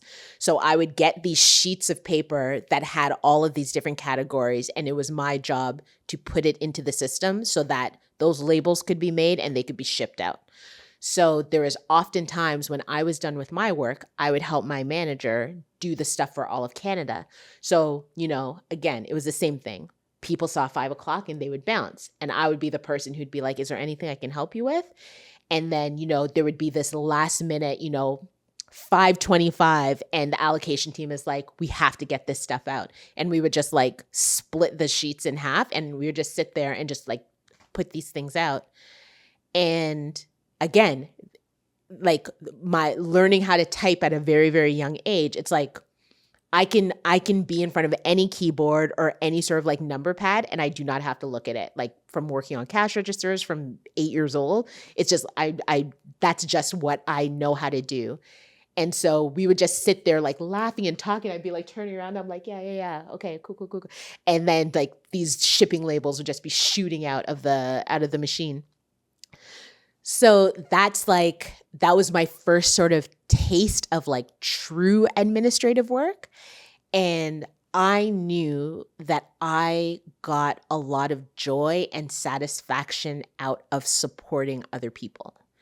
And it started with having like a really good manager. Like it was never about, and it's not about praise or like Arianne is so good or Arianne blah, blah, blah, blah. He never really did any of that, but he was always so appreciative of like the work that I helped him with. And I don't know, there's just something inside of me that like loved that. So once I realized that was something I was good at, I still don't know in that moment, I knew like administration was my tangent. Like that would be a stupid thing to realize at like the age of 20 something. It's like, oh, my brother's an animator, but I know how to file. Like it's not anything to brag about or like anything that I thought of. But I realized that there were opportunities that were opened up for me because, other departments were in need of things, and they literally like picked me out of that, and they were like, yeah, you're going to come over to this like new team and you're going to run administration, or you're going to run like all the admin stuff for, the VP of loss prevention and his team of like 12. So I'm like, okay. So, in being an assistant for higher level executives, even though you don't get the pay and you don't get the recognition or acknowledgement, essentially you're managing the team because like you have to make sure that whatever is happening for them is seamless. So it's like they're not doing the payroll stuff. They're not, making sure the meetings have food or like that they have conference rooms. Like that's all you, or like putting together presentation decks, all of that stuff. It's like they're not doing any of that. They're just basically come to you and say, I'm doing this thing on this date and I need these things. And it's like, okay, I guess I'm going to have to figure that out. And, you learn how to be resourceful and you learn how to ask questions. And I think the reason why you and I differ in terms of like, you learn something and then you realize you get bored and you need something else. For me, I realized I was really good at the administration part, but the moves were only lateral, like the only way to get out of like being an assistant is to then become the executive or like become the manager or whatever. And I had no desire to like manage people after like working in stores for, 10, 15 years. I'm like, I do not care about like putting schedules together or following up on these things. I just wanted to like be my own entity. So I was like, okay. I kept moving laterally. So it's like I would become the assistant to someone who was like a bit higher up, or I would move to a company that had like, bigger opportunity, but I was always the assistant. And yeah, you'd get more money and you'd do whatever, but I'm like, this is in my head as high as I can go, which isn't necessarily a bad thing, but it also I don't know. It's kind of disappointing. It's like, this is all I can ever do. This is all I can ever be if this is where I decide to stay. So I've always, again, taking it back to like the restaurant thing, like I always wanted to work for myself. I always wanted to be an entrepreneur, but never in my wildest dreams did I think like, here's this skill I have, here's this experience I have. There's a world in which I can do this for me and get paid in a way that feels like an executive. You know what I mean? So, and even when I started doing the part-time stuff, that still wasn't an idea. I was, like I said, I was like, I don't know what to charge. I would do this stuff for free. I just really, really enjoy it. So I guess after time, I realized that it was actually my boss at Spin Master. She was the executive vice president of human resources. And again, the departments I work for, they were of no interest to me, but I was like, I can do admin for anybody. But she was really, really good. She was American. She lived in Connecticut, and she would like fly to Toronto, work here for a week, fly home, be with her kids, fly back. And like, she just showed me like this whole other world. And she was also a Black woman. And it was the first time I'd ever supported a Black woman. And like, she would take the time to explain certain things, or she wasn't testing me, but she would just say, here's this task. I'm not going to tell you anything about it, but here's this task, and I just want you to figure it out. Because she just wanted to see the way I thought and the way I would problem solve. And I knew that she wasn't trying to trick me. So it's like I was always excited for those opportunities. And the one thing that stuck out in my mind, and it has nothing to do with admin, she was trying to open this thing. I don't even remember what it was. It was some sort of gadget that she had, and she was trying to open it. She could not open it for the life of her. She gave it to a bunch of people to open this thing. She couldn't do it. And she's just like, Arianne, I need to get into this thing. Like, can you find someone who can open it? And I took it and I turned it and it opened. And she was just like, wait, what? And I was just like, it's open. And she was like, I've been trying for like, I've had so many people try to open this thing. How did you, like, was it loosened? And I was like, no, I just turned it the other way. And she was like, because everyone knows like righty tighty, lefty loosey, right? So I tried to open it the way I anticipated it being open. And when it didn't do that, I just turned it the opposite way and it opened. And she was just like, I don't think you understand how your brain works. Because she's like, everyone was just trying to turn it in the way that they assumed. It never occurred to them or her to maybe just do it a different way. And from that moment on, I'm like, is there something about the way I think that is different than other people in regular situations? And I was like, maybe that's my superpower. Maybe that's like the different thing I can bring. And that's what I'd like just tried to apply onward. And then when this opportunity came up where I was like, okay, I can quit this job and take on this world I don't know, I was like, well, what is going to make me different than everything else? Like, why are they going to hire this person they don't know from anyone who's not like directly beside them or in their country or in their city versus someone right there? Like, I'm in Toronto, this person's in Los Angeles or Chicago or New York. Why are they going to hire this girl in Toronto to work with them? And so I had to figure out what my thing would be that would set me apart from everyone else. And so, yes, I answer email, but I probably don't answer emails the same way other people do, if that makes I keep saying if that makes sense, because in my head, I'm like, I know I'm rambling right now. No. But no. But like, I hope that I came to the point that this makes sense to you. You paint a lovely picture on Okay. why the points come to your mind. So Okay. that's, I think, more context and enough that people can get it. And if they don't, Okay. use their imagination, Sorry. right? Sorry. No, I think that's really interesting that everyone, I think, looks at things differently.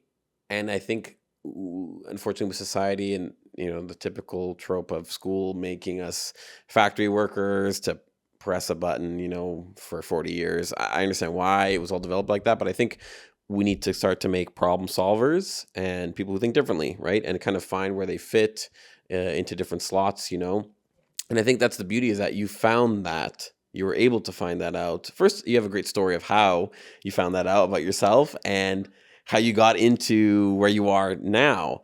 What's the biggest mistake you've made in being your career of a virtual assistant? Because I'm sure you have made some, and I feel like a lot of times people, it stops them. And I know we painted this pretty picture about how you got here, and I can paint a pretty picture as well in my career, but I feel like we don't share enough maybe of the mistakes and trials and tribulations and those moments where it was tough for you. Like I admire you and I appreciate you sharing how it was very emotional for you to cut these clients off and you were prolonging it and talking to your therapist, because it's true. It's not that we just read a book of autobiography and wow, I came from point A to point B and it was all magical roses.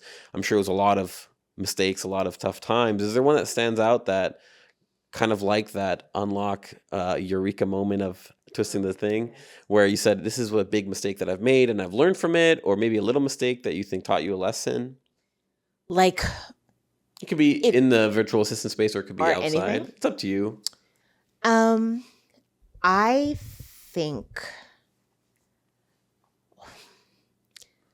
think one a mistake that I've made over and over again in different places where I've worked is I did not set boundaries. And I just kind of because I'm like the work isn't done until the work is done. I really take that to heart. And when people see that, there's certain people who will take advantage of it. And once it happens, it's harder for you to stop it once everyone's used to you doing that than just setting that boundary at the beginning so that it doesn't even get to that point. So it's like, I'll do this thing for you, but then you do it for them and then you do it for somebody else. And then finally it's just like, what can of worms did I open? So I think one of the biggest mistakes I made throughout is being available all the time. Because I always thought to myself, if someone is reaching out to me, in off hours, it has to be something important or it has to be whatever. But once you set that precedent, it doesn't matter what they're just going to assume that you're going to answer. And if you don't, then it becomes a problem, even though it's like, it's a weekend or it's, late at night or it's whatever.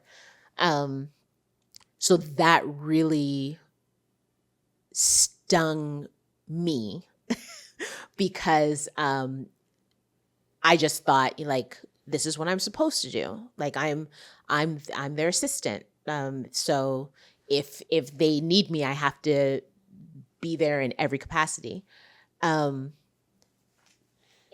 I like now working with people who they understand that boundary, and they might still message or they might still reach out at odd times or whatever the case may be, but there's no expectation of me to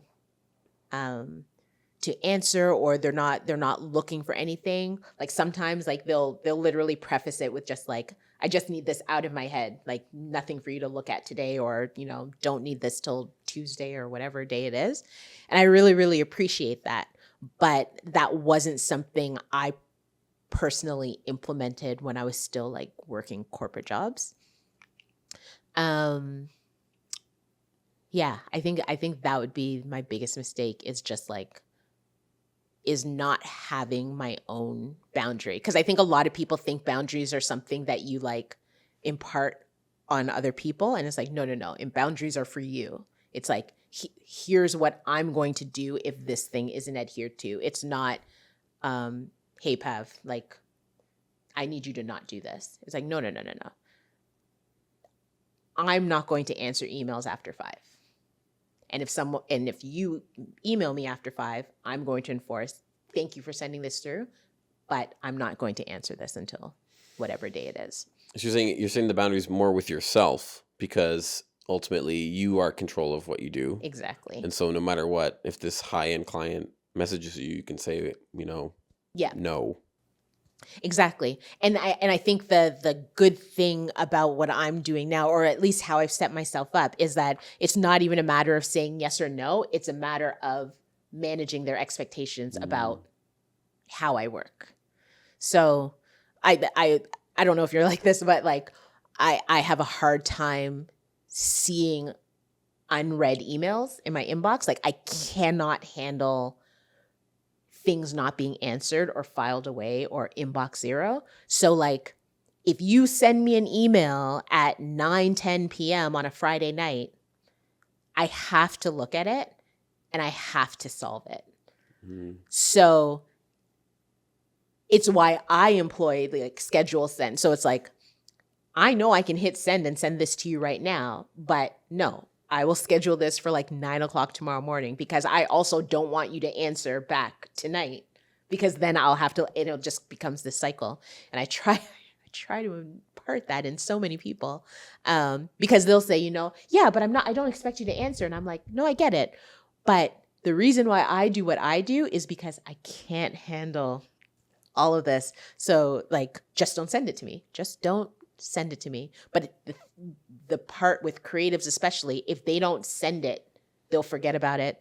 It won't get done, etc. So it's like, you just have to work within that. But if you manage expectations, it's like, they know I'm not going to look at it. My notifications aren't even on. I won't even see that the email's there until I'm back online tomorrow. So yeah. A roundabout way to saying boundaries. Yeah. Not enforcing boundaries was my biggest like career mistake, for sure. Yeah. Okay. And you're better at that now. Would you say God, it's yeah. solved?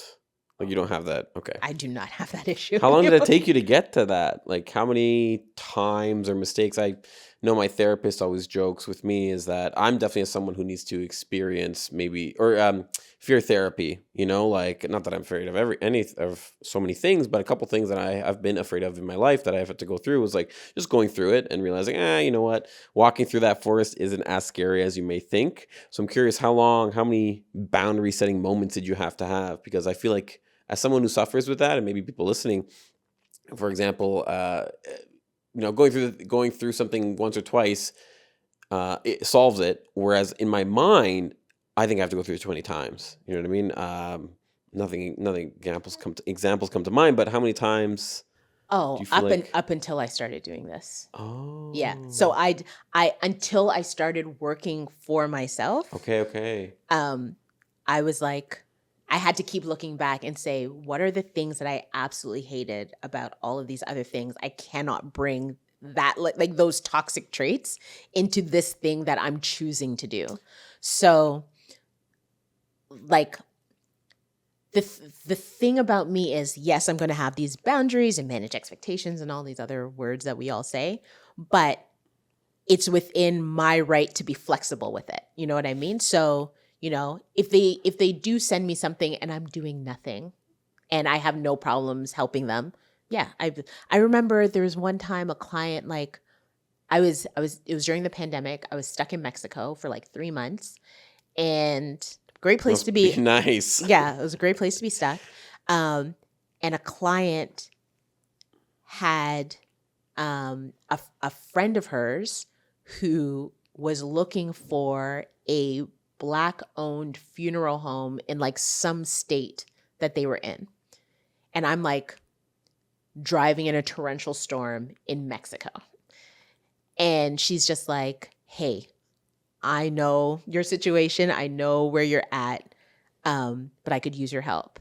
And like, I had my phone, I had Wi-Fi. I'm like, by all means. And it's like within 15 minutes, I was able to send her 3 funeral homes in like North Carolina or wherever it was, to assist with this friend of hers who's going through this super hard time. So like, yes, it's not for my client, but my client needed help, and it took nothing from me to help her. I wasn't like, it's, hey client, it's after 5 p.m. Yeah, it's 5:01. Yeah, and it's like, unfortunately, I can't help you and your grieving friend.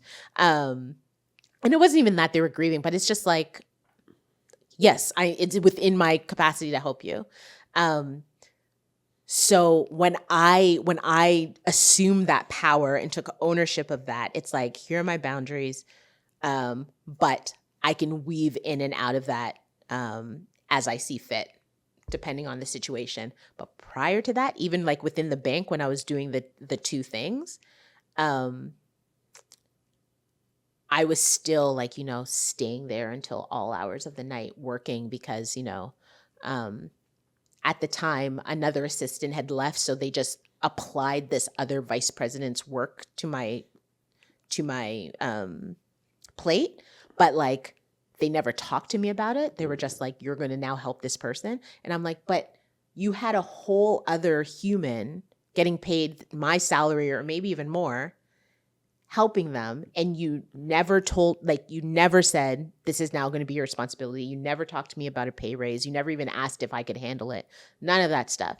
And so I was just working ridiculous. And like, I never stood up for myself. I wasn't like, this is I mean, I could handle it. Obviously, I'm amazing. But I wish that I put my foot down, because I'm like, this isn't what I signed up for.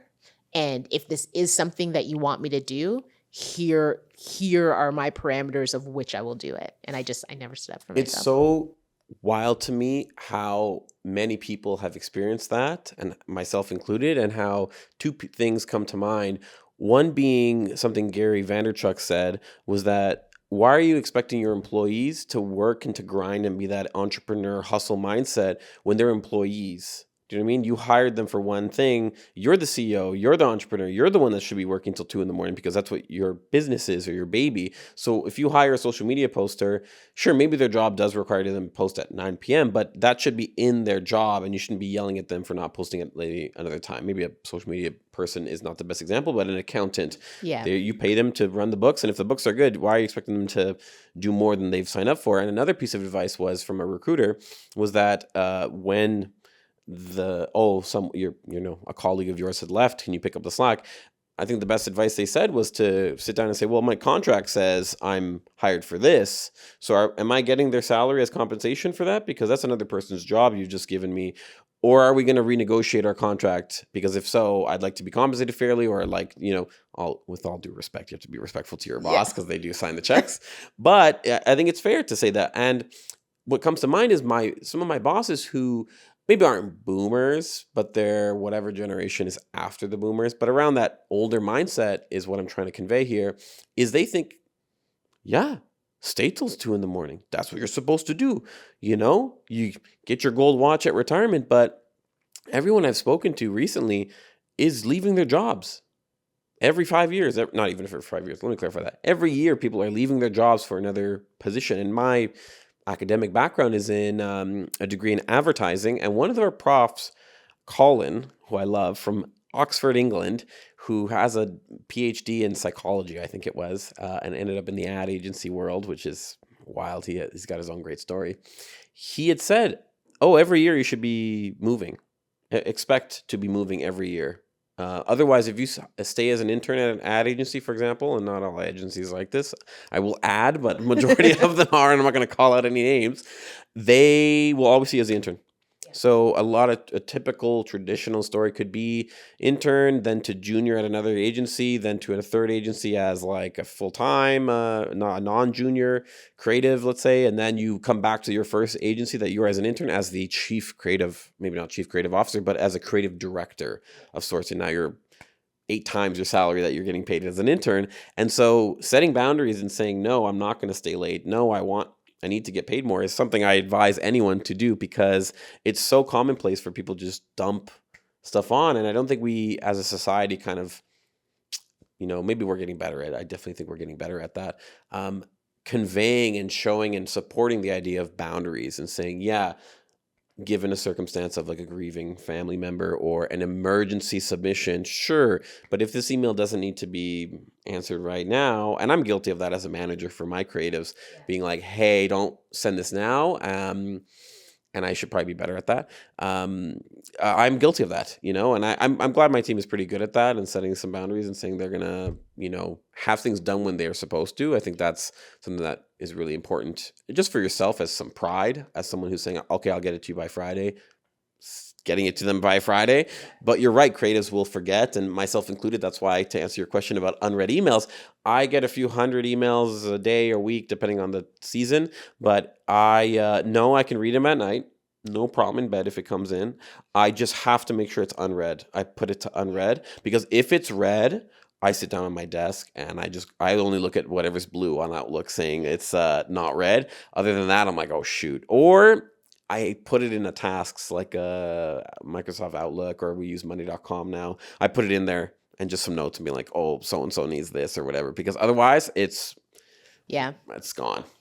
I very much utilize the snooze option all the time, because I'm like, and what I'll do at night is I'll go through all of my inboxes and then I'll snooze it until whatever that work block is. So I don't even see it until I'm supposed to be working on that person's thing. Yeah. Which is helpful for me, because I'm like, you'll get the messages saying like, you have 5 unread emails, like right at the time when I'm switching over to the next client. I was like, didn't miss anything. Everything is in there.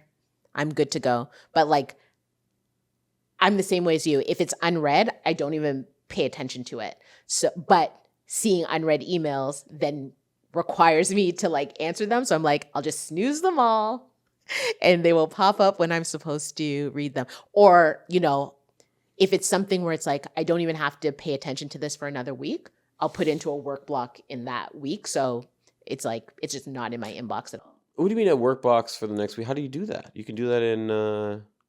Well, I'll know that like, I'm working on Ashley next Tuesday at 1 p.m. So I'll snooze that, whatever it is. And I'll be like, I don't have to look at this until I'm working on Ashley at 1 o'clock next Tuesday. Okay. No, I'm curious now on like the tips and tricks, if you feel comfortable sharing some, like how that works for you. I know myself on Monday.com, for anyone who's familiar, you have a board and you have groups within it. And I kind of dissect it by either product category, software that we use, client, whatever. And I organize it like that. I like that you dedicate as a freelancer chunks of time. I'm so good at routine and schedule that I have a 7:30 a.m. to 9:30 schedule where it's like 15-minute journal, 15-minute stretch, 1 hour bike ride, 1 hour language class. Like I have that. And so I know, almost like school. Okay, my phone vibrates and says it's enough journaling for the day. Let's move on to the shower, and I try and implement that. And I'll be honest, it doesn't always work every morning. 7:30 a.m. is quite early to wake up sometimes. But I like that as a freelancer, dedicating, okay, well, 2 hours for Bob or for John, and then 3 hours for, well, they're all girls, right? So it'll be for Anna or for whomever. I like that as a tip. Is that something you implement for all of them? I'm assuming is a yes.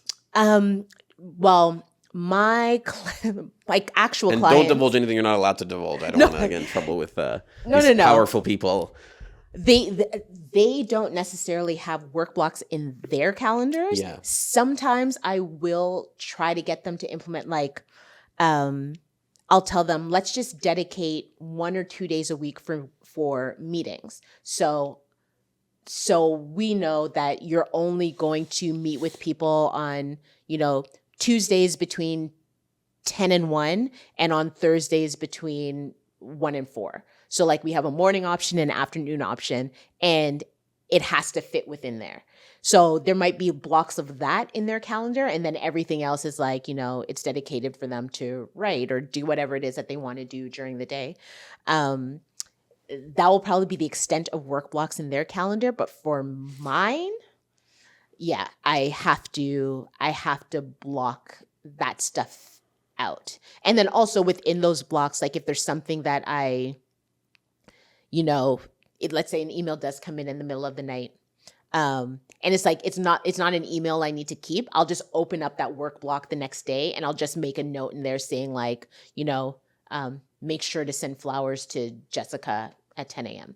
And then I'll know to do that once that alert pops up on my. So your whole week is blocks on clients. Some are obviously you're paying you for more hours per month, so their blocks are bigger, and some are smaller, and that's how you allocate time for the client and what to do. Do you ever find? So that's great, and you use Google. Yeah, I just use Google Google Calendar. Suite. Okay, cool.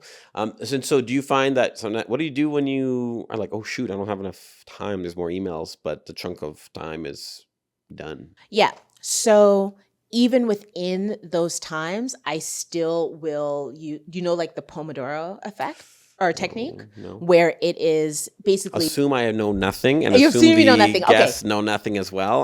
They probably know more than I do. So this technique is basically you work for 25 minutes on one thing, and then you take a 5-minute break, and then you go back and you work on 25 minutes, and then you take a 5-minute break. So even though I have a block of 2 hours, I still use that so that you can just kind of reset and like walk away, go to the bathroom, get a drink, do whatever. But to sit there for 2 hours straight and trying to work is not good for anyone. Sometimes I do. Sometimes I'm sitting in front of my computer typing all day long. But I try to very much implement that because it's just a healthier way to work. So I'll know during the day, or I should say this, I know the priority of like most of my clients, and all the different time zones. So that all kind of plays into where they're placed during the week. So I know, this person needs this sort of stuff on these days. So I know that they're going to be like Monday, Tuesday people. The other people, it's like, they don't really have much going on, so I can leave them until later in the week. So everything right now, it's like, it's just recurring blocks in my calendar until the end of time. But as I realize what my day is going to look like or what my week is going to look like, I just shift. So it's literally Tetris. So I'm like, oh, I know that this is actually something I'm going to have to research and put together and put a presentation that's going to be way more than 2 hours.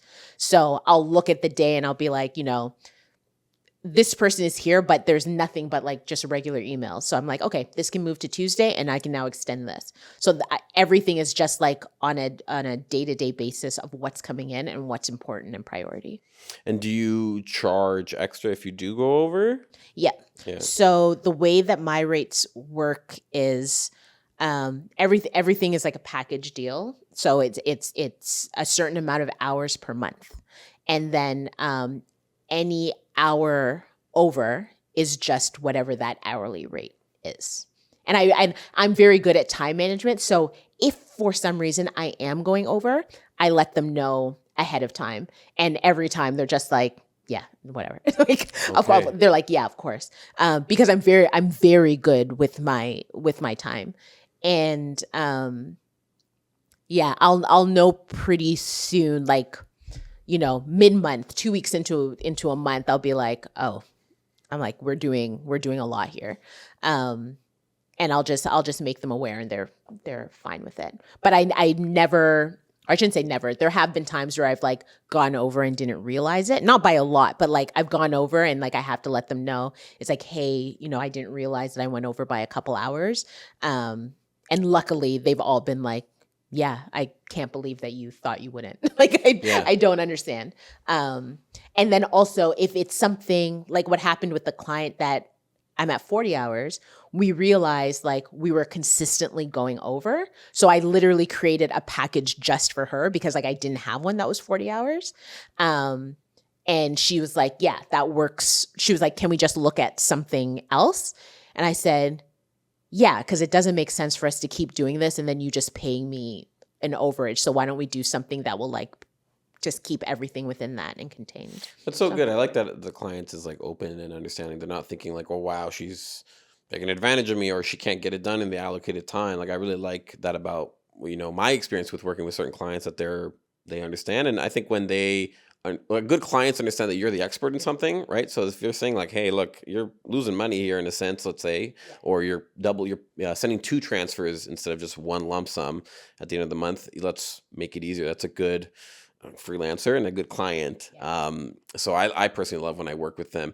I love Excel. I'm not a number. I failed math in high school like twice and passed first year math with a 52, believe me, or 56. French was 52.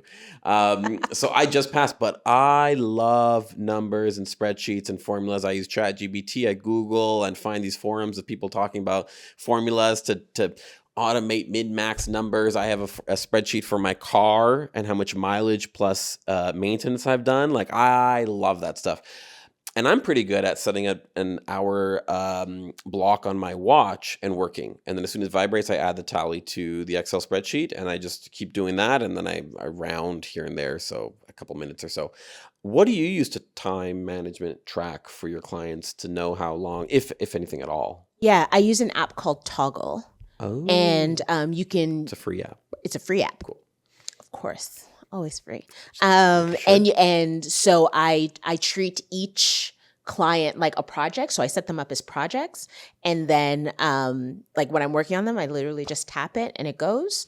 And when I'm done, I click it off. And then you can run every type of report you can possibly run. So when I first started doing this work, I would provide like my monthly recap to them and like include that on my invoice.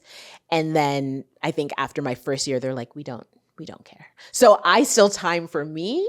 And so I can provide it if they need it. But I think it was more so that they could see how I was spending my time.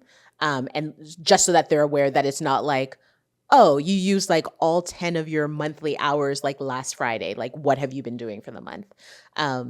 I don't think that I think they trust me to finish the work. But yeah, I just like to have that accountability in there. And I think timing is now more for me than for them. Yeah. No, I know a couple good tests to run for people's self-finances to go through their credit card statements or debit statements, whichever they prefer to use, and kind of see and track what they're spending on. They start to realize, oh, I'm spending a lot on eating out. Maybe I can slow that down and save some money. Maybe I'm spending too much on services that I didn't know I was spending on. So same thing with you, I'm sure, because you're doing different things. Mine is video, so it's usually either filming or editing.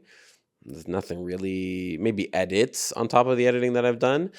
So my categories on my Google spreadsheet are 3, and I don't think most of my clients care at all as long as the post or the final content is done. So for you, I think it's a good thing to have. I feel like it's a good practice for people.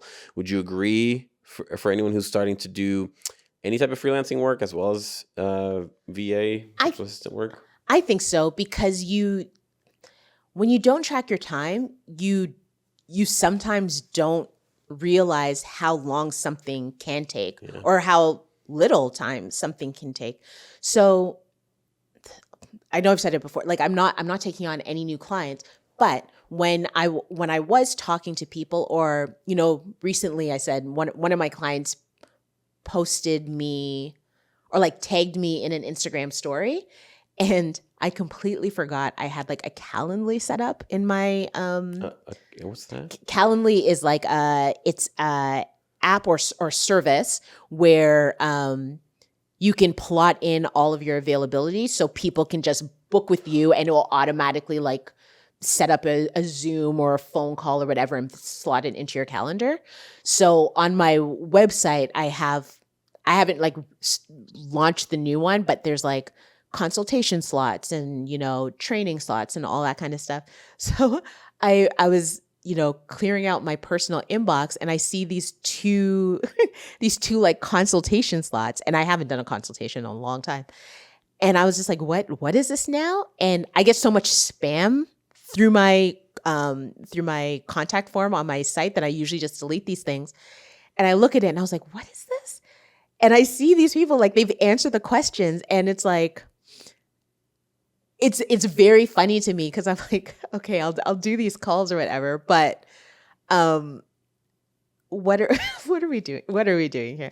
I'm not taking on any clients, but like I can help you with it. But it's very interesting to hear what their challenges are. So like one of my questions is like, like what do you find your pain points are? And they'll say, I'm missing meetings, or I'm double booked, or something like that. And I can now at this level of experience hear what people are saying, and it's like you have to listen to them because they want to be heard, but it's like, oh, this is not a problem. Like what you're going through is we can fix this incredibly easily. But to them, it's like I am drowning under all of these problems, and I have absolutely no idea how to see the sun again. And I'm like, this is all you need to do. And they're like, what? And you have to have that skill of being able to see these things come through multiple people saying like, I'm having, like, my biggest issue is being double booked for meetings. They have no idea how to solve that. But me, who has dealt with this a million times, it's like, oh, I know exactly how to solve this. And that will take me, 10 minutes of having access to your calendar. But I wouldn't know that if I didn't know how long it took me to do that previously. You know what I mean? So I can say, it'll take me, a minute to do this thing, but it actually takes me 30 seconds because I have a template already created for this request that's coming in. So it's like, I literally just populate that and send that through. But some people, they'll overcharge or overcompensate what they think a task will take. So I think for anyone getting into it, it is like, you should time yourself, and you should definitely see how long it will take you to do certain tasks, because, you tell your client it's going to take you, a week to get this thing done. And you're like, oh, I didn't realize I had to research. I didn't realize that I had to wait for these people to also get back to me, but they're living in Paris, or they're living in, Azerbaijan, and I'm not going to hear from them until like the following night or whatever. So it's a good practice to have, even if you're experienced, I think. What, like, you're talking about clients who don't really need a VA, if I'm allowed to call it a virtual assistant. Yeah. You're talking about clients who maybe don't really necessarily need it. Maybe they need time management, or they just need to have some filters or templates for their email. Like I personally have filters per either client or person, and CC or not, obviously. What would you say is the criteria that really makes sense for to get a VA? Because I'm assuming they're not pennies on the dollar. So at what point are you drowning in 1,000 emails? Are you missing, like, what would be the criteria? The criteria is if you need help. That's it. So whether you're drowning or not, it's like, I don't want to do this thing. Okay. So if there's something within your days or weeks that you don't want to do, and you have, again, having an assistant, it's a privilege. Like it costs money. And there are a lot of, maybe it's more in my case because I am a virtual assistant. So like my algorithm just feeds me a ton of like that sort of work. So it's like, you see the people in like the Philippines or wherever who do this work for like $4 an hour and all that kind of stuff. And I'm not at all trying to put that down because, their cost of living could be a lot less. But I feel so strongly about paying people what they deserve, regardless of where they live. It's like, yeah, well, $4 like will stretch whatever. And I'm like, yeah, but if you're paying that person $30 US an hour to do this work, like if $4 takes them that far, imagine how much $30 would do. And they're doing good work. Not all, some of them, you are going to get $4 an hour worth of expertise and work. And, it is what it is. I definitely know that I am at a premium. Like I charge higher than a lot of people, especially when I talk to other virtual assistants, and they're like, should it be $25 an hour? I'm like, $25 an hour? No, that's not what it is. Because I think it's also one of those industries where you don't necessarily want to price yourself out, but you want to be at a level where it's like, you're going to get what you pay for. And I'm sure I could increase my hours or increase my rate and still get clients, but like I don't need to. I think I've raised my rate. I've raised my rate once since I started, and it was like 5%.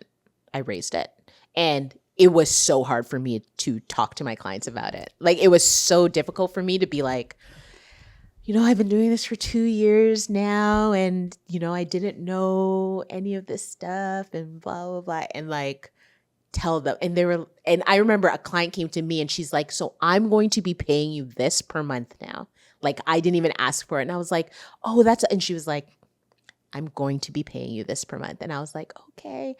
And I don't know why the money thing was so hard, but now that I've been doing this for a while,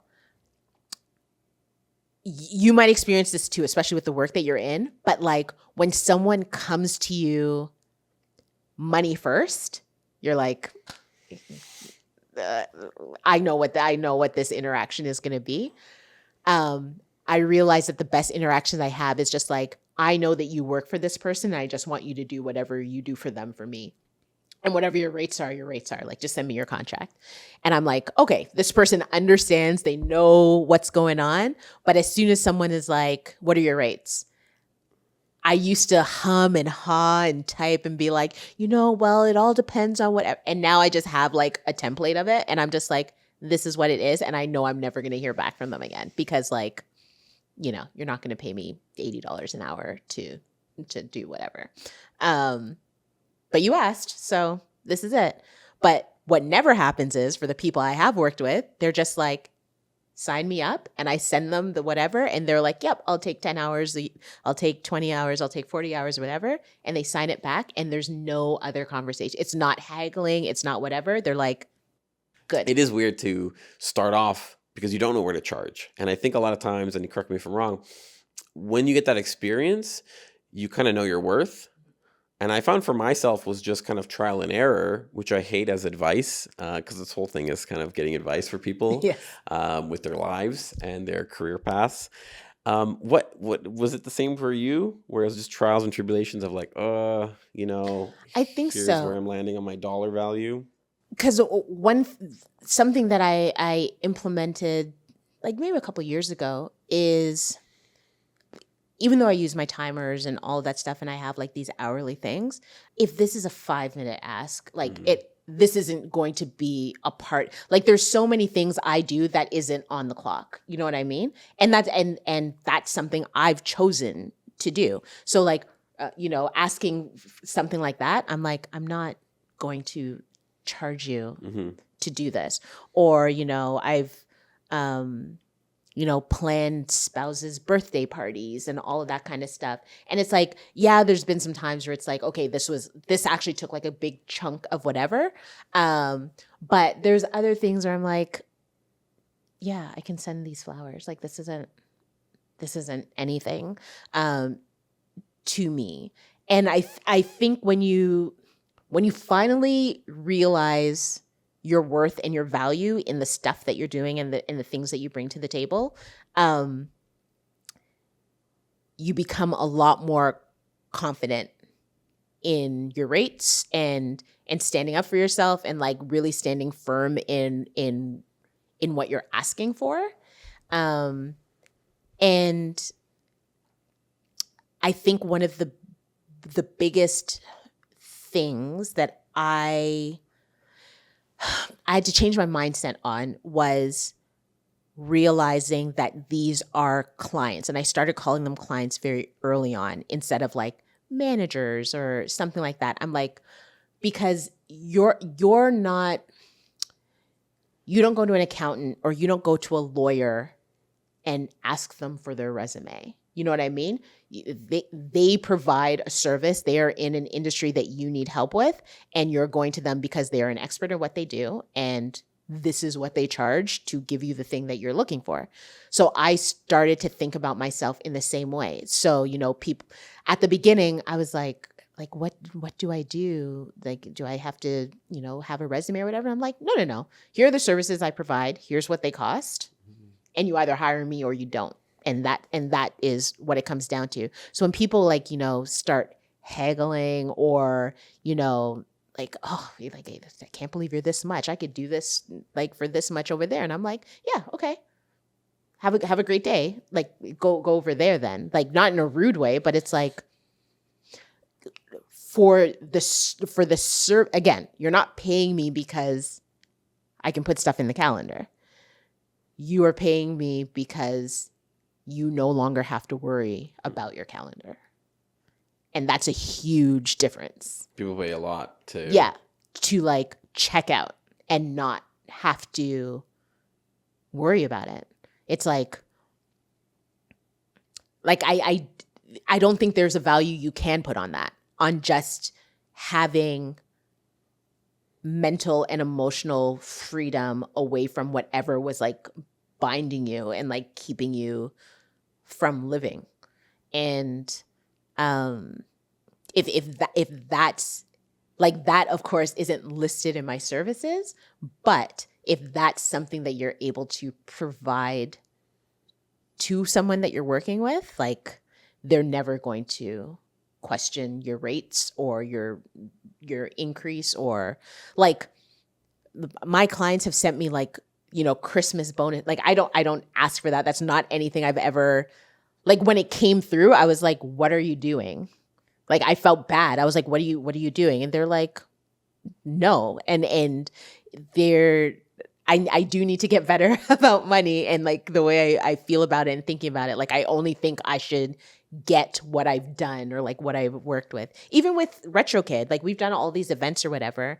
And before I got into the program manager role and I was just doing the customer experience stuff, Steve kept saying it's like, charge me for these hours. But I'm like a retail kid. Like I did the whole Orpheus Road thing and whatever. And I'm like, you work and like, this is just part of the job. So he would get mad at me. He was like, put these hours into your, and I'm like, no, this is what I signed up for. This is part of the job. And it's like, he just kept pressing me on it. And I'm like, I am the person who submits the invoice. So we can keep having this argument, or, you can just let me work the event and have fun and do what I do. And I don't say that because I think that's what all people should do, but like, those are my ethics and values and morals. And I'm like, I know that I don't do it because I think something better is going to come back to me. I do it because I think that's what's right. And so far, going with that instinct has always provided something really good and positive, like down the road. Well, I was just about to say that. I think you got to reframe it, because I used to be the same with compliments on my work. Oh, it's really good. Oh, really, congrats or whatever. And I said, no, it's not. It's not that good. Like this video's not that great. Or no, I could do that with my eyes. You could do that. You could be just as great. You're also so talented. And people hate that. So trust me, don't be that guy, because I am that guy and I still am sometimes. But I think that recommendation to someone, that bonus, that word of mouth, that everything that you get, those inboxes, everything, is the 5 minutes you took extra that you didn't charge them. I think you got to look at it like that. I tried. It's true. What's the one, and I'm assuming it's time management, advice you'd give to someone starting VA? Ooh. If it's one thing. Like the number one thing they should possess, or well, let me rephrase it. What's one thing you wish you had learned and accepted and done earlier with VA? And if it's the boundaries thing, call that out. Well, here's the thing. I learned this, but not because I didn't get it. And let me qualify that. So I have heard a lot of like nightmare stories about like bad clients or people ghosting or not getting paid or any of that kind of stuff. So I just went into it trusting that I would send an invoice and I would get paid. And so far, like I've never worked with anyone who didn't do that. And something that you said earlier was about having that mutual trust and mutual respect. And I think that is so important. So I've never had a nightmare client, but if I knew about all of those things at the beginning, I would be a heck of a lot more discerning at the beginning, because at the beginning I was just like, I just need to get people to work with and pay my bills. It just so happened that all the people that I got were the best people. You know what I mean? And I know that doesn't happen. I was incredibly lucky. But I was just like, yep, this person asked, so I'm going to work with these people and I'm going to be okay now. And yeah, I went off gut, but I'm like, I would tell someone who's just starting off is like, don't just take anyone because you want to have a client or you just want to get your first person. Make sure that it's the right person. And I was going to say something that I actually don't believe. I was going to say, if you just want it to be business, keep it business or whatever. But I don't know if you can be a successful virtual assistant if you don't have that personable aspect to it. You can still keep things professional and all of that, but like, I don't know if you can be as effective if you keep so much of a distance between you and this other human that you're so like intrinsically involved with, that like they're this whole separate entity. Like the reason why I feel like my clients are comfortable with me is that there's nothing they can't share with me, and they know that it's going to remain between us.